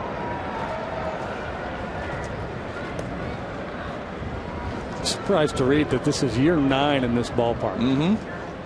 Seems like about what, 4 years, 5 years maybe? Yeah, it's really amazing to me. Barmas takes a look at ball 2, and it's 2-2 to Clint. Did an interview after the game last night with Greg Lucas. We had been wondering if maybe some friends and family had come over from Vincennes, Indiana, his home. He said no, they're in Texas right now.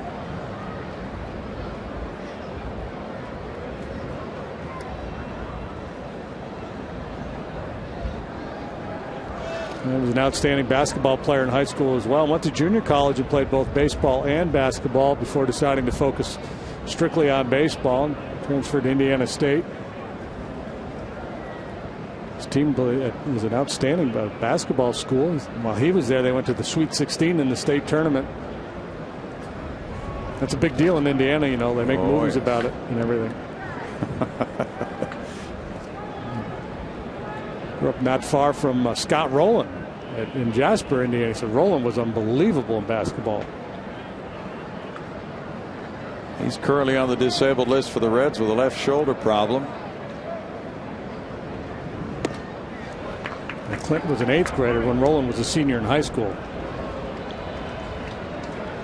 3-2. There was a story that Rowland has been told not to swing a bat, but he was going to do that anyway. And the cages inside, he went in, made sure it was about the second inning of a game when the players weren't in there getting loose for pinch hitting roles later on or anything, and a doctor was there. The team doctor caught him, said we agreed not to do that. That's strike 3.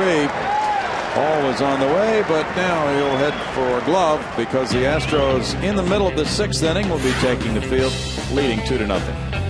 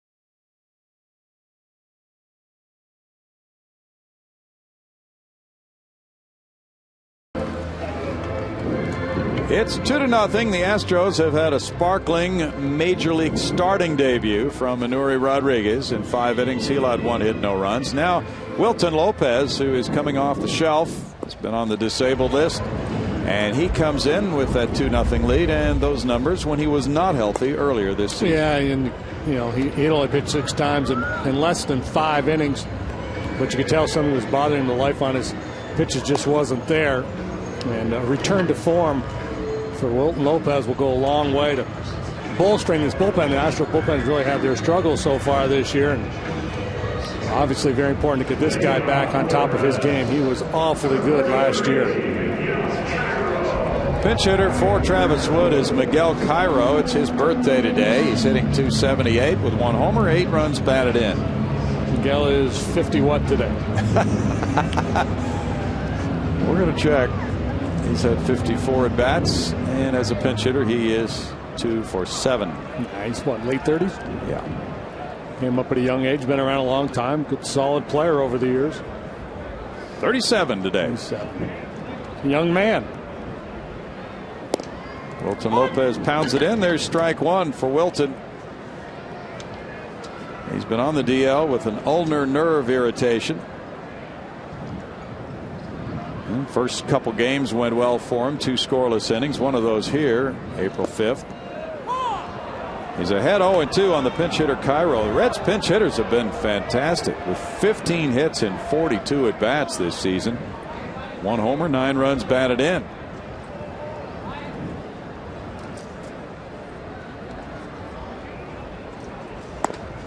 Lopez's right elbow started to flare up on him, and when the Astros got back from that initial road trip to Philadelphia and Cincinnati, he got a blown save and a loss at home against Florida on April 8th.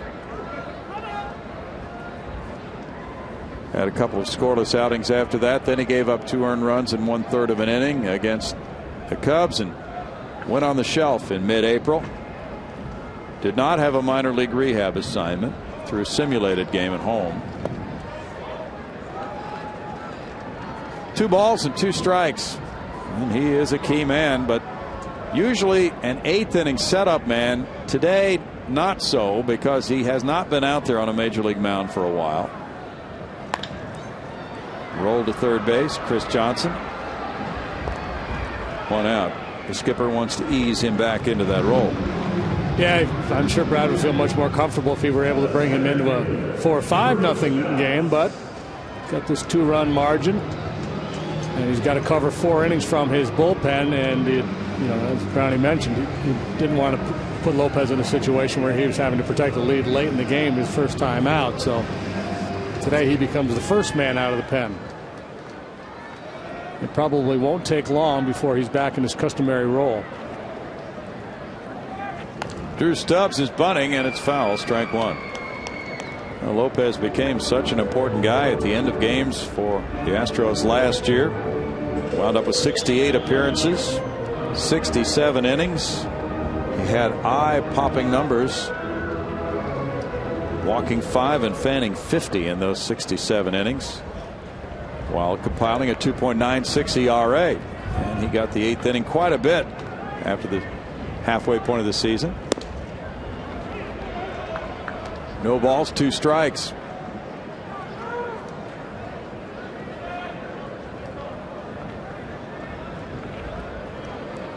Pretty good giddy up on that fastball this afternoon.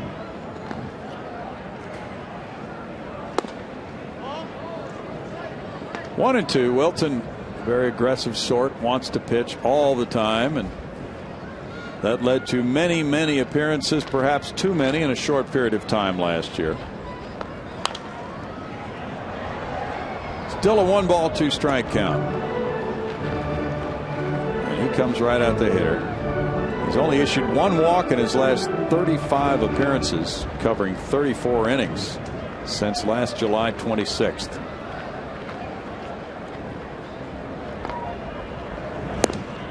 Goes up and gets a strikeout on Stubbs. Normally with Lopez, you think about that good sinker. But because he does have a good fastball, he's able to compete up in the strike zone and throw by a hitter up there. We talk a lot about hitters who are patient and willing to take walks, forcing pitchers into the strike zone. And conversely, when you're a guy like Lopez who has such a great reputation of throwing strikes, hitters go up there looking to swing the bat. So he'll get some swings and misses at pitches out of the zone like that. I figure this guy's always around the plate. We might as well be hacking. Ball 1 to Chris Heisey. He's popped up twice. Wilton Lopez was claimed on waivers in April of 2009 by the Astros from San Diego on the heels of Anuri Rodriguez, a Rule 5 draft choice over the winter. 2 very low-cost acquisitions by Ed Wade and his staff. It's 2 balls, no strikes. Minnesota leads 1-0 top of the 2nd at U.S. Cellular against the White Sox.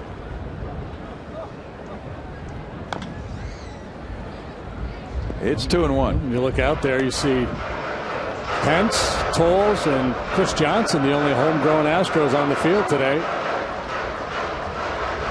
You guys underdressed. Doesn't even look chilly at all.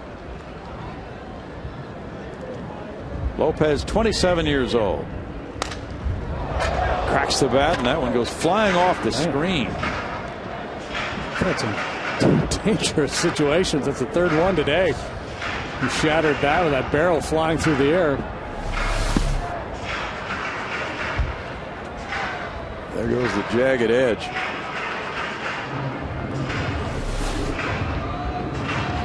Fortunately, it did hit up on the screen. 2 balls, 2 strikes to Heisey now. Cubs and Dodgers start later this afternoon in Los Angeles. Zambrano versus Lilly. Andre Ethier's hitting streak alive at 29. And he has outstanding career numbers against Carlos Zambrano, who pitches today. Dodger club record is 31, set by Willie Davis.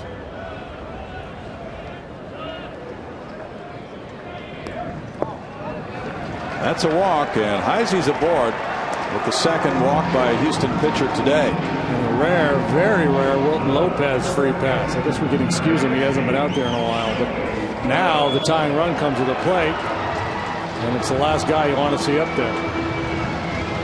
Joey Votto, who has struck out and grounded out. Speaking of Dodgers, apparently they're in jeopardy of not being able to make their payroll at the end of May. Apparently they're good for the middle of May, but the end of May they might be a little short.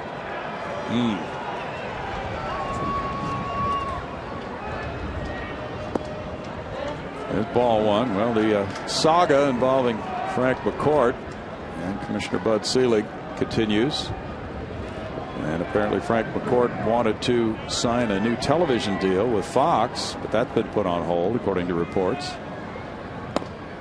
And he claims if he's allowed to sign that deal, everything will be fine with the financial aspect of that ball club. 1-1 to Votto. Phillips on deck. That deal's been reported to be worth $3 billion. 2 balls and a strike now to Votto.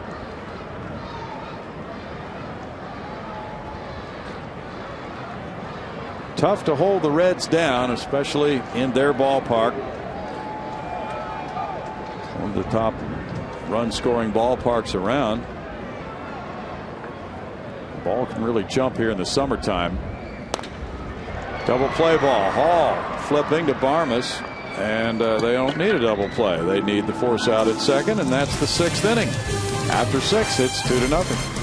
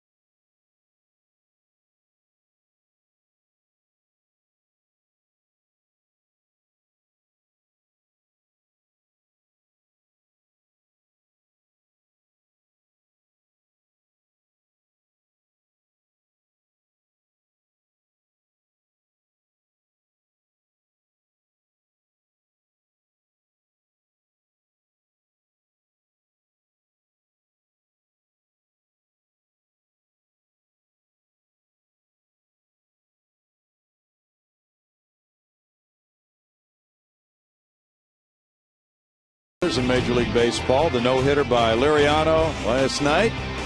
Matt Holliday has hit very well his last 8 games. He's over 400 for the season, as well as his teammate Lance Berkman.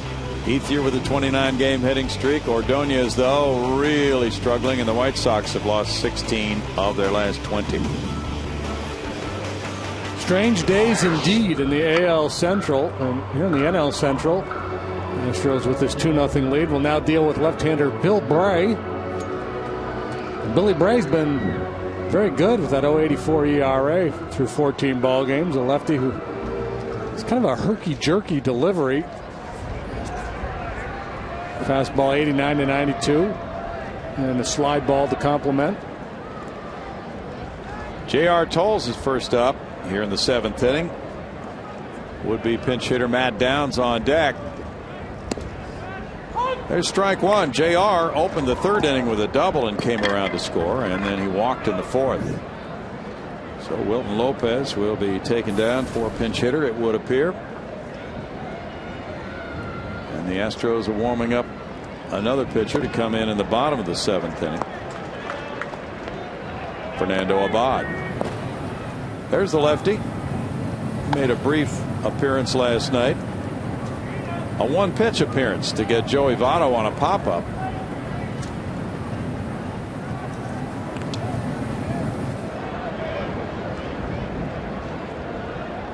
I suppose there could be a briefer appearance than that. Maybe a pickoff throw or something like that. A little pop-up goes over and into the seats. See, Larry Anderson came in one time and threw what, a wild pitch and got the runner at the plate. Yep. That was his only pitch of the game. And he got the win. I believe so. That's a brief appearance. Yeah. Airmail went to the backstop, cover home, apply a tag, which it's hard to believe he was able to pull that off.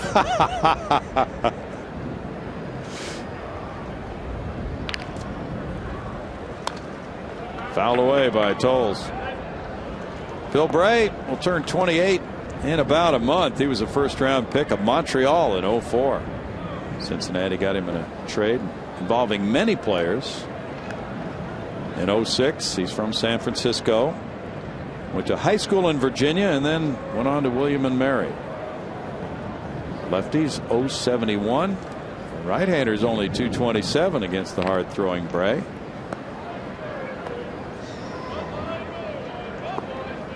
He had Tommy John surgery in 2009. 1-2 for Bray.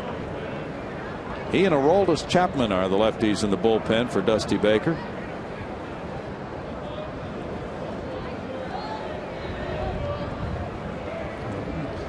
Bray, the funky lefty, and Chapman just the gas throwing lefty. Jay Bruce backing in right is underneath this. 1 out for Bray. We go to Greg Lucas. You know, you can save over 50% on Astros baseball this season with Price Matters Days presented by HEB. Now, it's available every Monday through Thursday home game. You score a View Deck 2 ticket, hot dog, HEB chips, and 16-ounce drink, and it only costs $10. Visit Astros.com for tickets. All right. Matt Downs is the pinch hitter now for Wilton Lopez. Downs hits one in the air to left. Heisey moving in. 2 outs. Nuri Rodriguez in 5 innings allowed 1 hit, no runs, walking 1, fanning 3, threw 83 pitches, 49 were strikes. Wilton Lopez in 1 inning allowed no hits, no runs. He had 1 walk and 1 strikeout. Now Michael Bourne. 0 for 2 with a walk and a run scored. Michael's now scored 21 runs. This is game number 30. Astros bullpen should be in pretty good shape with the rain out Monday. And then in yesterday's game, Jay Happ going 6 1/3. Del Rosario worked 1/3 of an inning. Abad, the 1-pitch outing Brownie mentioned. Melanson threw 1 inning, but only threw 11 pitches, and then Figgy finished things off. So bullpen should be in pretty good shape for the rest of this one. It's 1-1. Bray pitched against the Astros here on April 6th. 1 hitless inning and a 12-4 Reds win.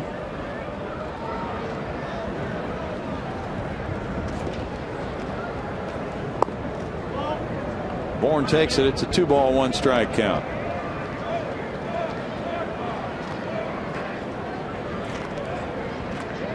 Reds bullpen 5-5 with a 3.30 ERA, 4 saves and 4 blown saves this year.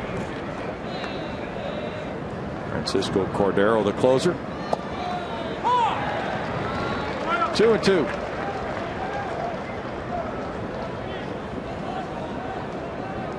Milwaukee and Atlanta are playing a doubleheader starting later this afternoon to make up the rain out. Zach Greinke pitching in game 2 for Milwaukee. 3 balls, 2 strikes. He'll draw Tim Hudson, while in the opener of that twin bill, it's Estrada and Hansen to do the pitching.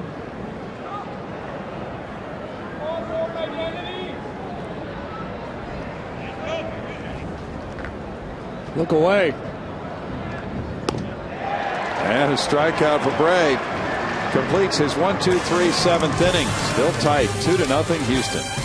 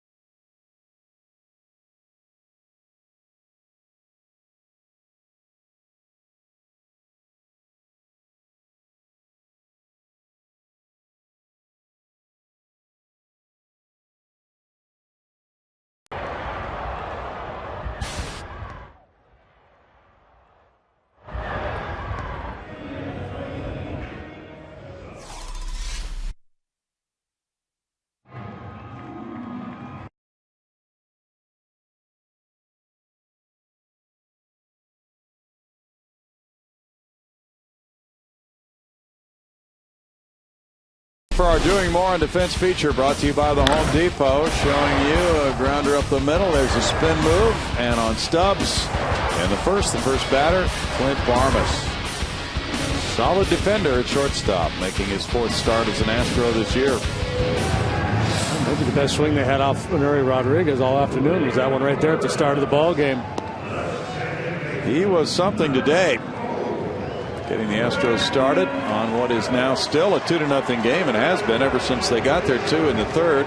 1 on a single by Bourgeois, 1 on a single by Pence. Fernando Abad comes in. He's 1-2. His ERA is 5.91. Solid work by Rodriguez and Lopez, and now Abad comes in. And a big chunk of that ERA came 3 appearances ago against the Cardinals, that game where he gave up 4 runs. Berkman hit the home run off of him in 2/3 of an inning, his ERA jumping from 2.89 to 6.30 with that outing, and a couple scoreless appearances since then, just 1/3 of an inning both times. Brandon Phillips. I think this is all about pitcher preservation here, the way Brad Mills is playing it in the 7th. Abad, his only lefty in the bullpen, and Jay Bruce, a very dangerous left-handed batter on deck, so I'm sure what Brad was thinking, well, if Phillips reaches, I'm going to go get Abad to face Bruce.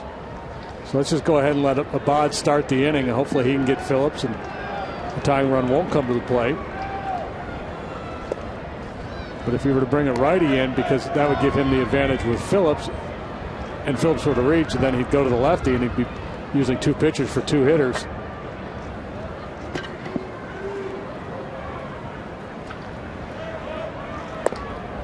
In tight, it's a 2-ball, 1-strike count to Phillips. Abad, with his 17th appearance of the season, ties his teammate Mark Melanson for the lead in appearances.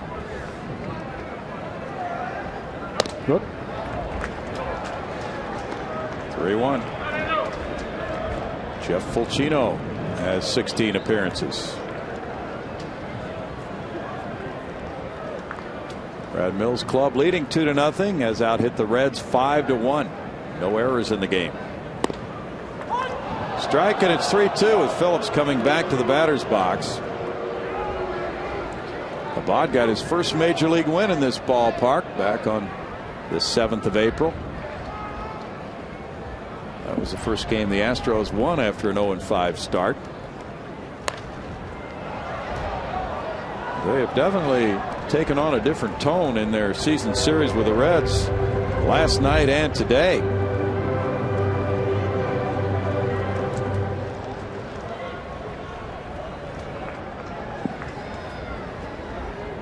Reds won those first two games 8-2 and 12-4. And then the Astros won with Abad getting that victory 3-2, and last night climbed all over Cincinnati 10-4. Well, these teams with the completely different paths to this point. The Reds won their first 5 ball games and kind of scuffling along since then. The Astros lost their first 5 and have been battling to try to get back to respectability.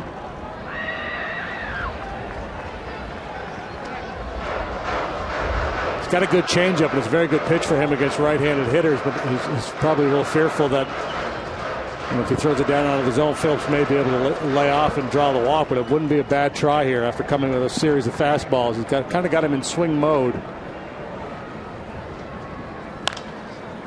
Another fastball fouled away again. Keeps throwing that fastball up out of the zone, and Phillips keeps hacking. Phillips was a second-round pick of Montreal in '99. Then he was traded to Cleveland. The Reds got him in a deal in '06 from Raleigh, North Carolina. Rolled out to second. Haul to Wallace. Good comeback by Abad. Well, Phillips, the cleanup man, is retired. Now it's Jay Bruce. Bruce is 0 for 2.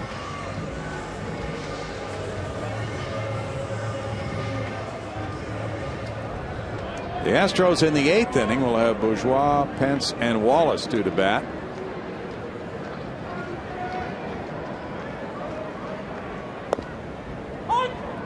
Bruce takes, and it's strike 1 to Jay. Jay hit 5 homers last year against the Astros, driving in 12 runs, including that game-winning 9th inning shot in the game here in which the Reds clinched the NL Central.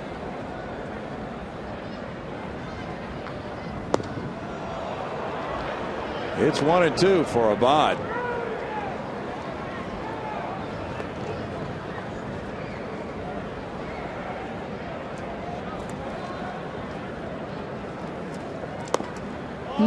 Very close. 2 balls, 2 strikes. Abad's 25 years old, from the Dominican Republic. And he gets a strikeout on Bruce. 2 outs.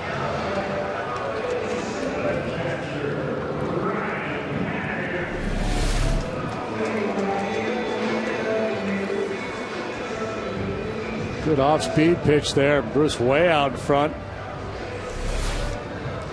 Brad Mills is coming out, with Abad getting Phillips and Bruce. He has a right-hander getting loose. Mark Melanson. He's going to Mark Melanson, with Hannigan coming up next. We'll be right back with a score. Houston 2, Cincinnati 0.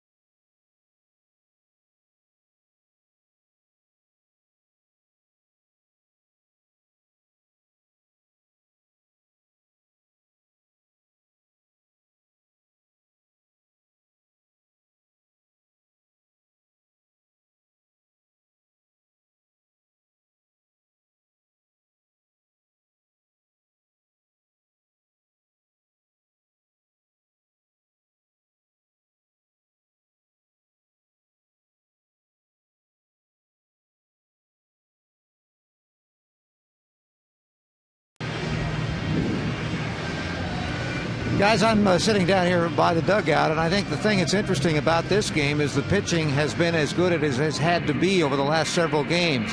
A couple of games ago, it had to be pretty good because there weren't a whole lot of runs. Last night, it didn't have to be quite as good because the Astros blasted 10 runs. Today, it's got to be good again because there's only 2 on the board. That's what it takes to be a winner. The Astros' attitude in the dugout is that whatever it takes is whatever they're going to try to get done. So far, it's getting done. That's for sure.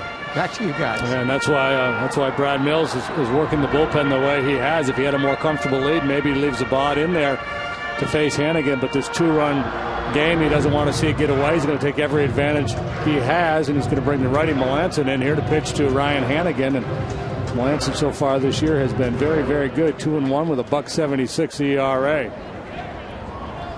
He takes over the major league lead with his 18th appearance. Brad Mills watching as Ryan Hannigan gets in the box. Hannigan twice has flied to right field in this game. Michael Bourne's over in right center. And there's strike 1 to Hannigan with Giannis on deck.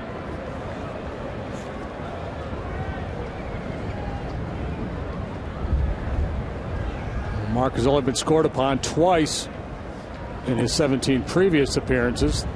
5 runs total, 3 earned for that .176 ERA. He threw 11 pitches last night. 10 were strikes in his 1 scoreless inning. Also pitched twice the last time the Astros were here and pitched scoreless ball on both of those occasions.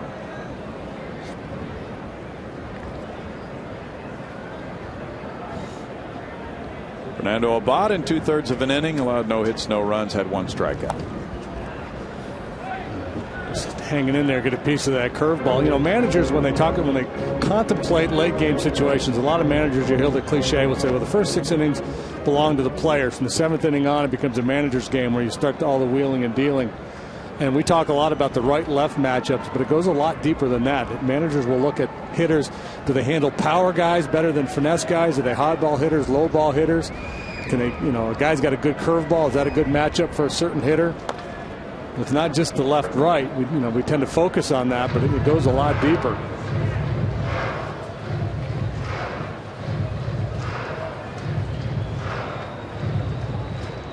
Oh, 2 to Hannigan.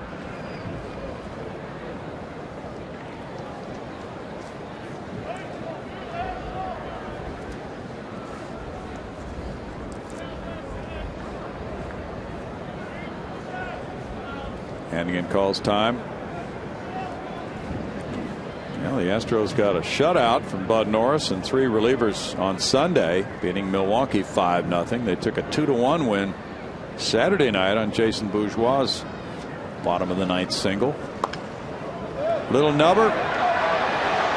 Tolles with a good play. And in the 7th, it's 1-2-3 for Astros pitching to maintain a 2-0 lead through 7.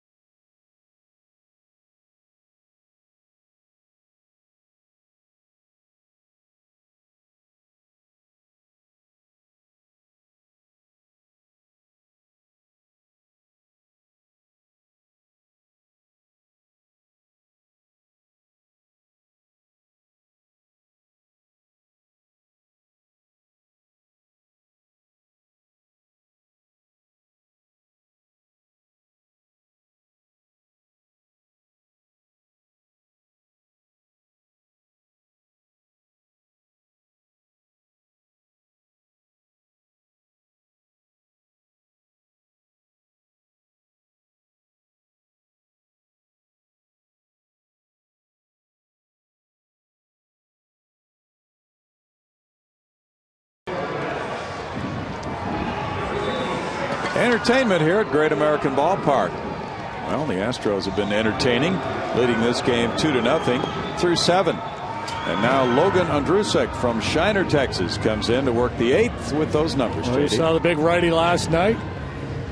Off to a nice start in 2011 with that 1.59 ERA. He's got a good fastball, and there was a cutter, a slider, and a split finger pitch. You know, it's always funny, isn't it? An oversized foam cowboy hat. You can never go wrong with that look. Never. If you're in ballpark entertainment. No, it worked 100 years ago, and it works now. Jason Bourgeois leads it off in the 8th inning with an RBI single and 2 trips and also a walk. There's ball 1. Big 6'7" Logan Ondrusek, a 13th round pick in 05. Went to McLennan Community College. Bourgeois shoots one, and it's backhanded. Brandon Phillips off balance throw. 1 out. 12,340 the paid attendance at Great American Ballpark. Phillips win a Gold Glove last year? Yes. Pretty good out there. I mean, a sparkling play last night on Bourgeois again. He, between the legs flip to get him at first base. Yeah, that was his second one last year. Hunter Pence with an RBI single in the 3rd is 1 for 3. Ondrusek might have caught his spike. There's ball 1. It's 2-0.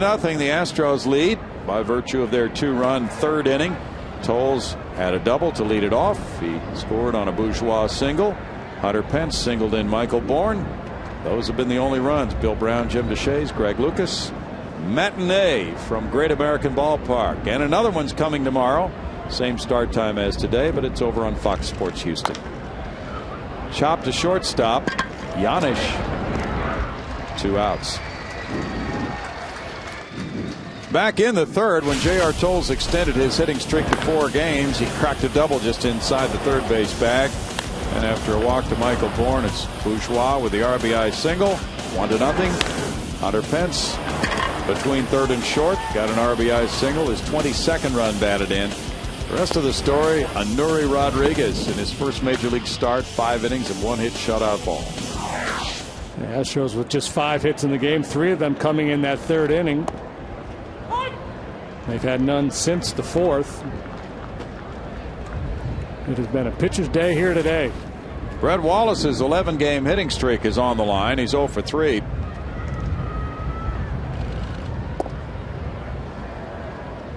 It's 1-1 for Logan Ondrusek.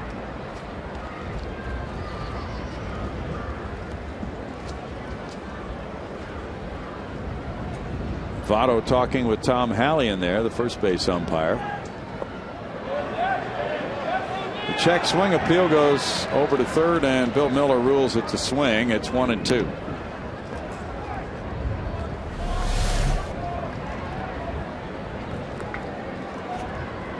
Working him in with that cut fastball. Such a good stroke. Handles the ball out of way so well. Home run to left center last night. Solid line drive single to left. So it seems like there's been an emphasis for the Reds to work harder in, and it's pretty much where Ondrusek has stayed exclusively in this at bat. This conversation's been taking place over the course of several pitches here. They must be into something pretty meaty. NHL playoffs, I'm guessing. Okay. I thought it was a Canadian. That could be it. Hallian might be a Red Wings fan. Jeff Fulcino's warming up for the Astros. What other sport does this go on? This casual conversation by one of the players, one of the arbiters, just chatting away as the pitch is being delivered. The conversation's still going on. Strikeout for Ondrusek gives him a 1-2-3-8. The Astros lead at 2-0.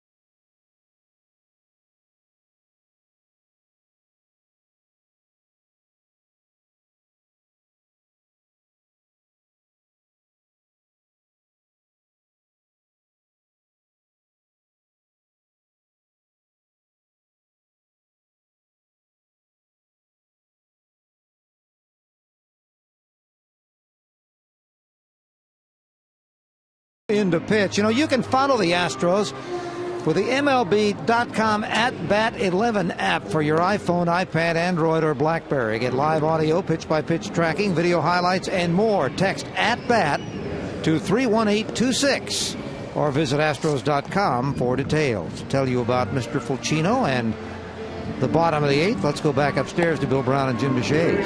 Thanks, Greg. Jeff Fulcino with a 3.46 ERA comes in, and this will be his 17th appearance. He too has been pretty darn solid. A couple of rough ones, but for the most part has pitched very well so far this year. Worked a third of an inning on Sunday against the Brewers. Threw just 9 pitches in that game, so should be well rested. Yeah, he took part in that 5-0 shutout win. Now Paul Janisch is 0 for 2, the first man to face him here in the home 8th inning.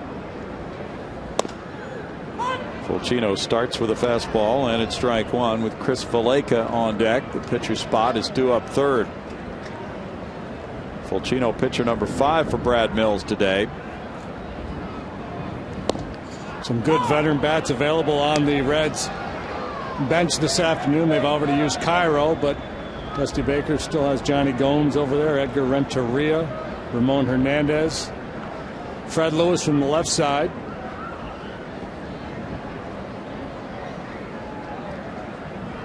That one bouncing makes it a 1-ball, 2-strike count for Fulcino.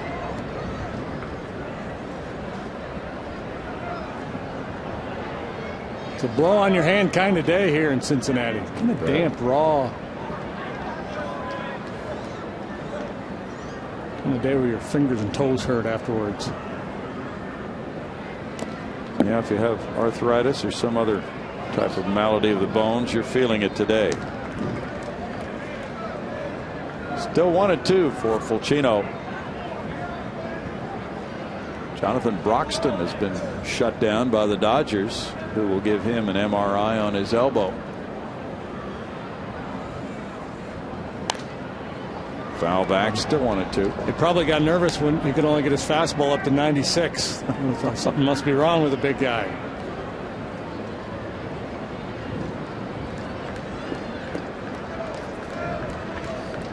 The Reds are 1-3 on this homestand.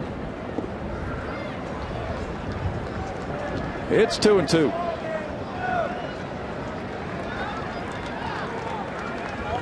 Dusty Baker, 3-time manager of the year, has a club which is 14-15 right now. Getting good pitching today, but his offense, which was second in runs scored coming into this one, has been shut out to this point. Liner to Wallace. That's 1 out. Well positioned. Did not have to budge.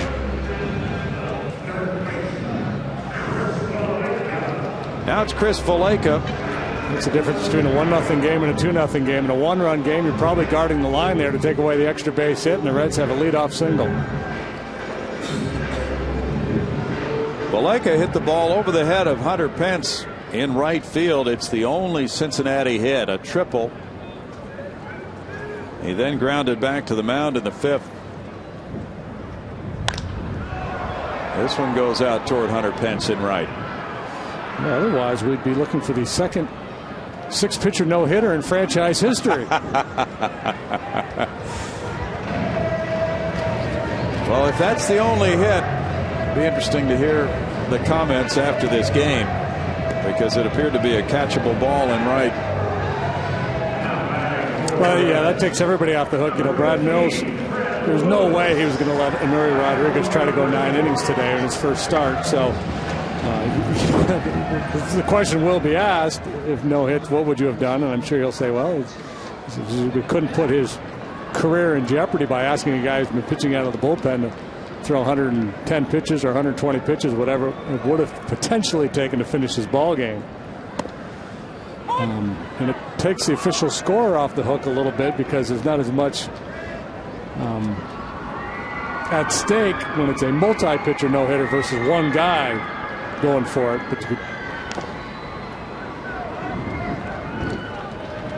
And it takes Hunter off the hook too, because he knows there's no way Enuri was going to go the distance. But anyway, here's the play. He's fly ball to right. The Hunter just Got a little bit of a bad read on it, tried to make an adjustment to, and could not ultimately make the play. The pitch hitter's Fred Lewis, who just came back from the disabled list today. He fouls it away. Lewis, 30 years old, signed as a free agent in January with Cincinnati after playing last year for Toronto.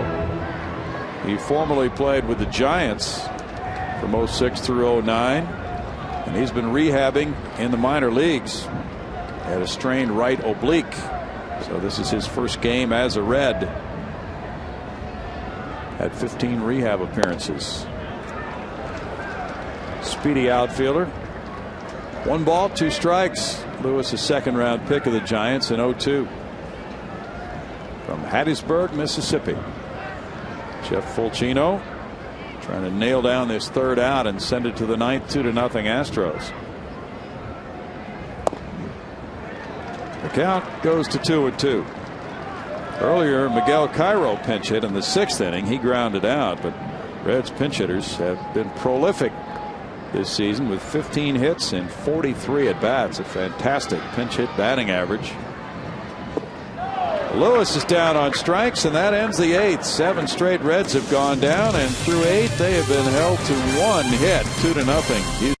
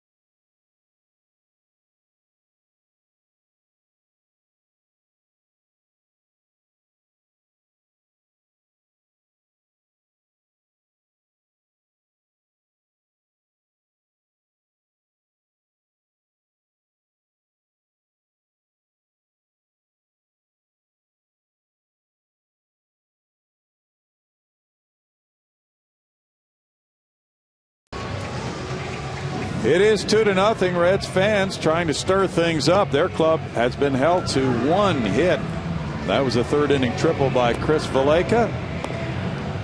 And they have not been able to make much music at all with their bats. But now the Astros come up in the 9th inning against the closer for the Reds, Francisco Coco Cordero.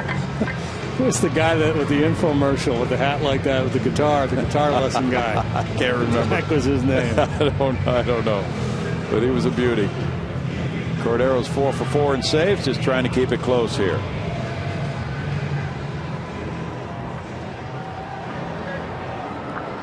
And Chris Johnson will lead it off. He's 1 for 3. Line drive single in the 4th inning, went to right, and then he lined out to shortstop in the 6th. Esteban, that was the guy. Esteban, okay.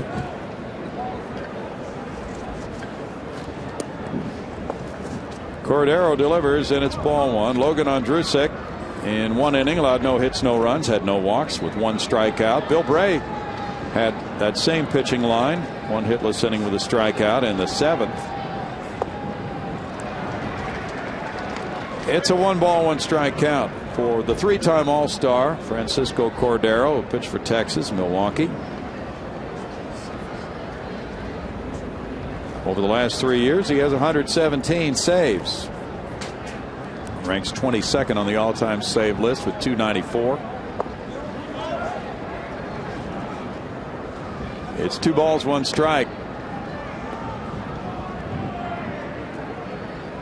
He is now 4th on the Reds' all-time save list, just 2 behind Clay Carroll.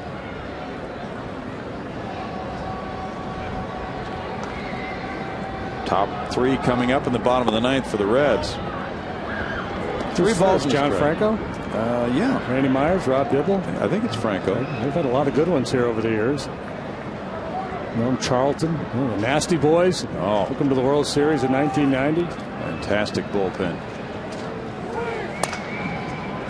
To second base, Phillips throws out Johnson. That's 1 out in the 9th inning.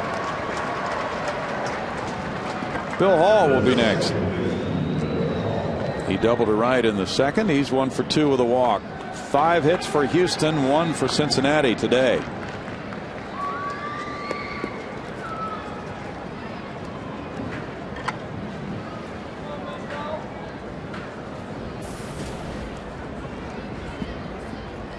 Reds have been shut out once this year, and that was by St. Louis. Cordero delivers ball 1. Carlos Lee working his way back from the rib cage contusion. Has been a spectator. Feeling a little bit better each day. What bothers him most is throwing. It's 2-0. Jason Michaels also continues to be on the mend. He's on the disabled list, unlike Carlos. And he could be going out this weekend on a minor league injury rehab assignment to get several at-bats before returning. It's 2 balls, 1 strike.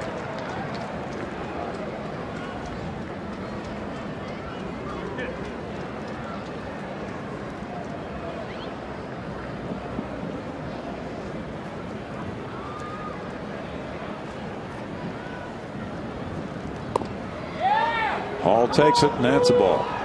And we talk a lot about the Big Bang theory of baseball. It says the winning team will score more runs in 1 inning than the other team will score in the ball game. But you usually don't think 2 is going to be enough to make that happen. No. Hard to call 2 runs a big bang. Today it has been. Yeah. 3-2.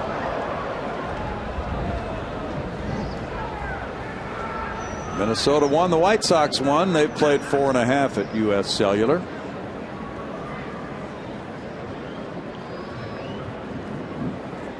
Cubs and Dodgers just underway. No score after a half an inning. Carlos Zambrano for Chicago. Line drive to right field. Back is Bruce. 2 outs. On a day like today, the ball really does not carry very well. Clint Barmes is 0 for 3.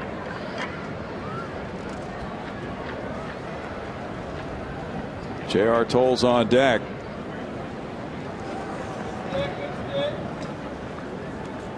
Stubbs, Heisey, and Votto are due up in the bottom of the inning. Yeah, it always seems when you're trying to close out a tight game, you have to go through the top of the order, the middle of the order. It's never 7, 8, 9.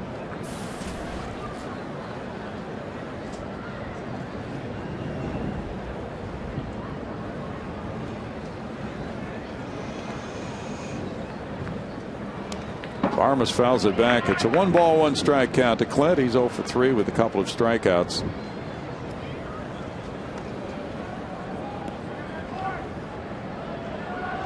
Yankees are at Detroit tonight with Freddie Garcia going against Max Scherzer. Yankees have done well with Garcia and Bartolo Colon in their rotation. There's a shot past the diving third sacker Valleca. It kicks out and the left fielder will come in to get it. Barmes into second with a double. All he does is hit doubles. Double or nothing. 3 in this series now. 2 last night. And he's aboard for J.R. Tolles. Well, that's what you're looking for. 2 outs, nobody on. You like to have a little extra base power up, and Barmes got a little pop in that bat. At 23 home runs a couple of years back with the Rockies.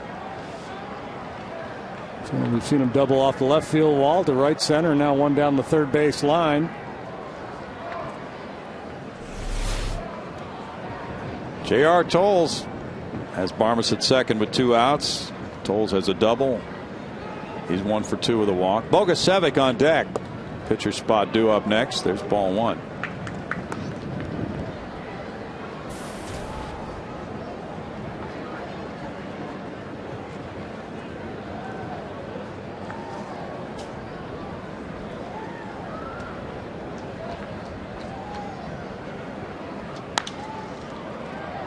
Right fielder Bruce comes hustling over and just inside the line. He gets there for the final out in the top of the ninth. No runs, a hit, a runner stranded. 2-0 Houston, the bottom of the ninth, a moment away.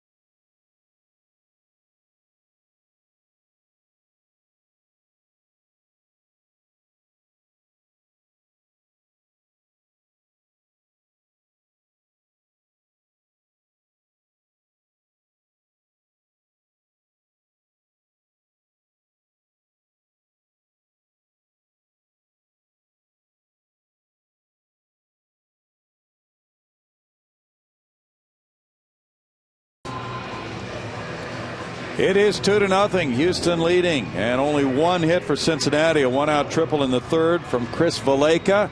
The Astros have had a combined pitching effort from Anuri Rodriguez, making his first major league start, 5 innings of 1 hit, shutout baseball. Wilton Lopez threw an inning in the 6th. Fernando Abad worked 2/3 of an inning. Mark Melancon 1/3. Jeff Fulcino 1 inning. Fulcino allowing no hits, no runs, no walks, 1 strikeout. There have been 2 walks by Houston pitchers in this game, 6 strikeouts, a combined 1 hitter through 8, and now it's Brandon Lyon, pitcher number 6, added to the mix for the 9th. What if all of a sudden they came over to the PA and said, there's been a scoring change? Yeah.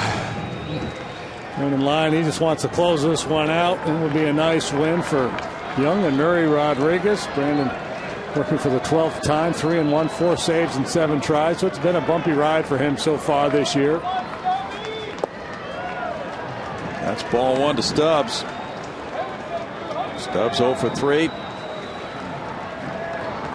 Lyon pitched on Saturday in the 2-1 win, and he was the winning pitcher. Got a blown save and a win. It's 2-0. Leads the staff in wins, in fact, with 3. He's tied for first in the majors in relief wins right now. Doesn't want one today. And that's usually a negative statistic when your closer's picking up wins, because it means he's giving up leads. Not always. Now 3-0. He's got a 2-run cushion to work with, so he's got to just channel one here. And a 4-pitch walk. Stubbs, who has 10 steals in 11 attempts, is on.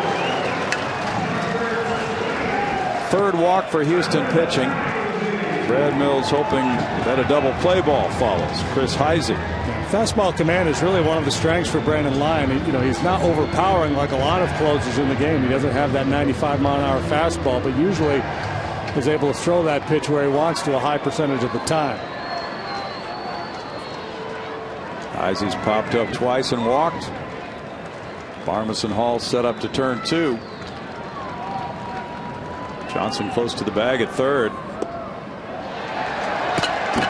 Joey Votto on deck, and there's ball 1. 5 straight balls from Lyon today. Last year, Lyon had only 2 blown saves in 22 attempts.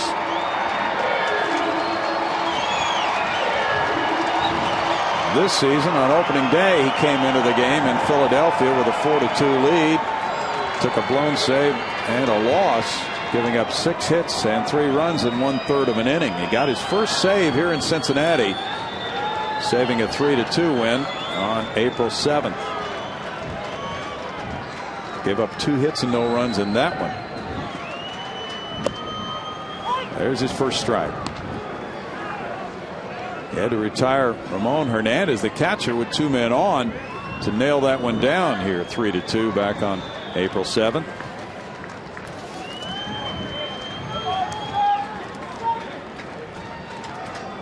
Three of his 4 saves have been in 1-run decisions. The other was decided by 2.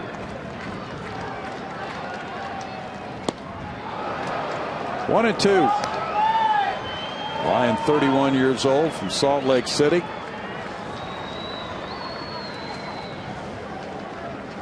Has a good curveball and a cut fastball.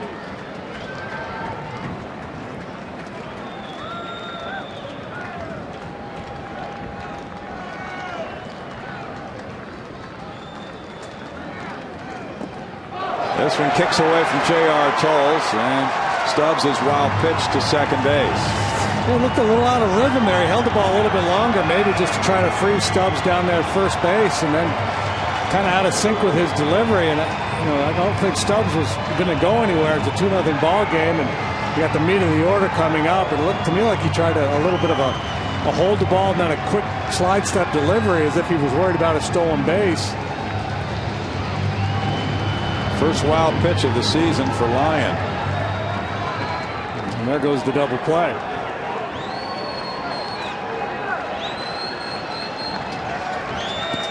Two to Heisey now, with Votto waiting next.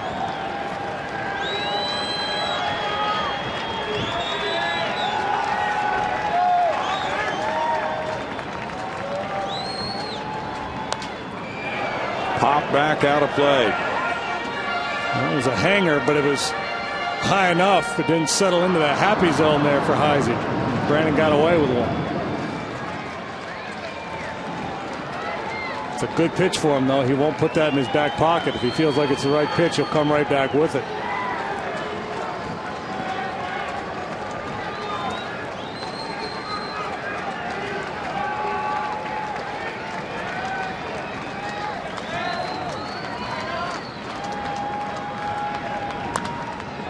In the air, out of play.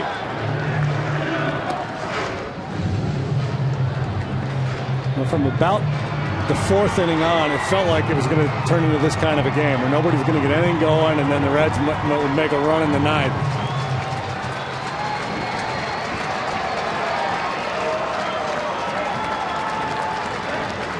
The Reds have 7 come from behind wins of their 14. Yes, and 1 base runner does constitute a run in a 2-0 ball game. Into right field. Stubbs had to hold. He'll get to third on the single by Heisey. Not well hit, but Heisey got it by Bill Hall into right. Hit number 2 for the Reds.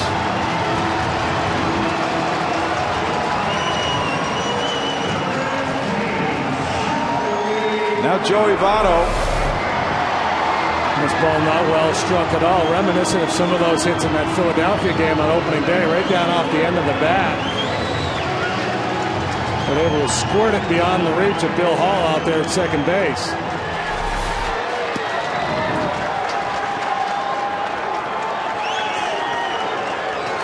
Runners at first and third, nobody out. Brandon Phillips is on deck.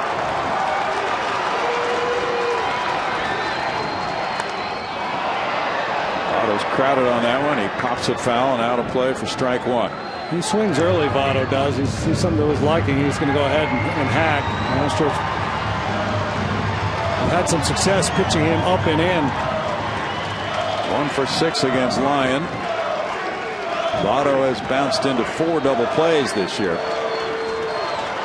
The Astros would trade a double play for a run here, up 2-0.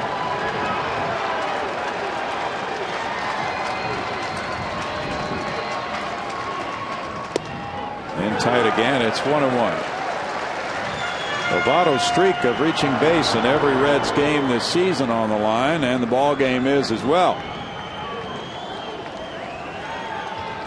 It's kind of a battle of wills here. Line trying to get Votto to swing at that pitch in on his hands, and Votto hoping that Line will make a mistake out over the plate.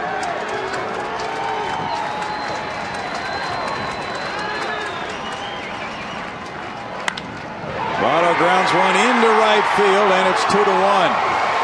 RBI single for Votto. He's now reached base in 30 games for the Reds this year. Stubbs scores. Votto gets his 17th run batted in. Runners at first and second, nobody out. Walk, single, and the Reds in business. Brad Arnsberg out to the mound. So while he talks, let's look back at this at bat for Votto. Such a dangerous hitter, and you see where JR set up. Their plan is to pitch him in. They got in there with the first one, then missed him with a cutter, and then tried to go in again in his inner half, but maybe not in quite as far as Brandon had hoped. But credit Joey Votto, he's just so quick, and he was able to make the adjustment and get to that inside fastball. Third base coach Mark Berry came down and talked with Brandon Phillips. The cleanup man is 0 for 2 with a walk.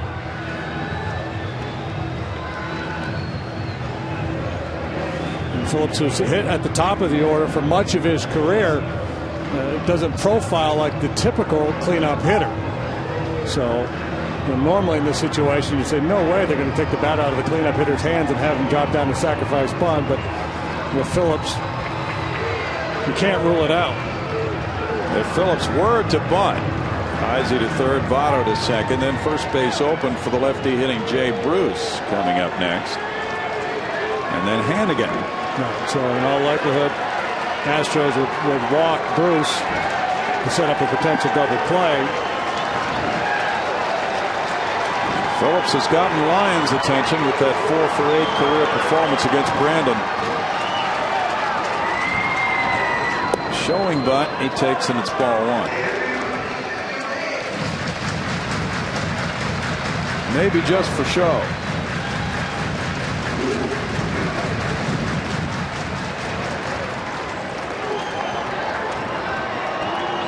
Phillips does have one sacrifice this year.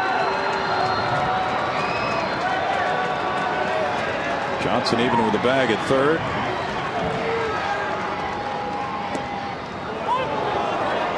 One to Phillips.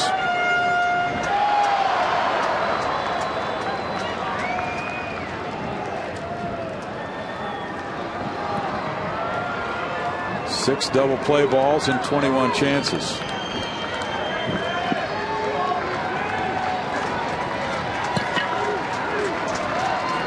Not that he views it as a chance.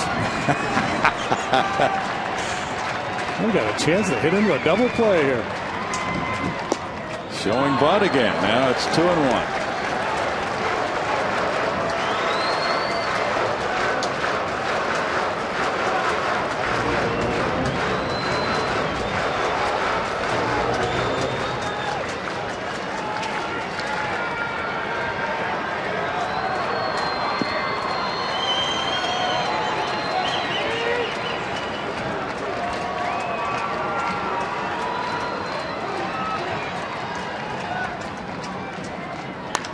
Phillips into right field.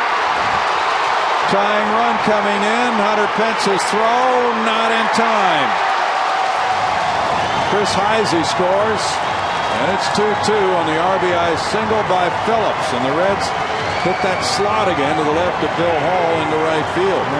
Just banging away there. Heisey, Votto, and Phillips all hitting the ball to right field. Boy, a late go for Mark Berry, the third base coach, but Heisey was coming hard all the way. In the game of what ifs, there was not much of a hole there, but Phillips able to get it through. There goes the first major league win for Nuri Rodriguez.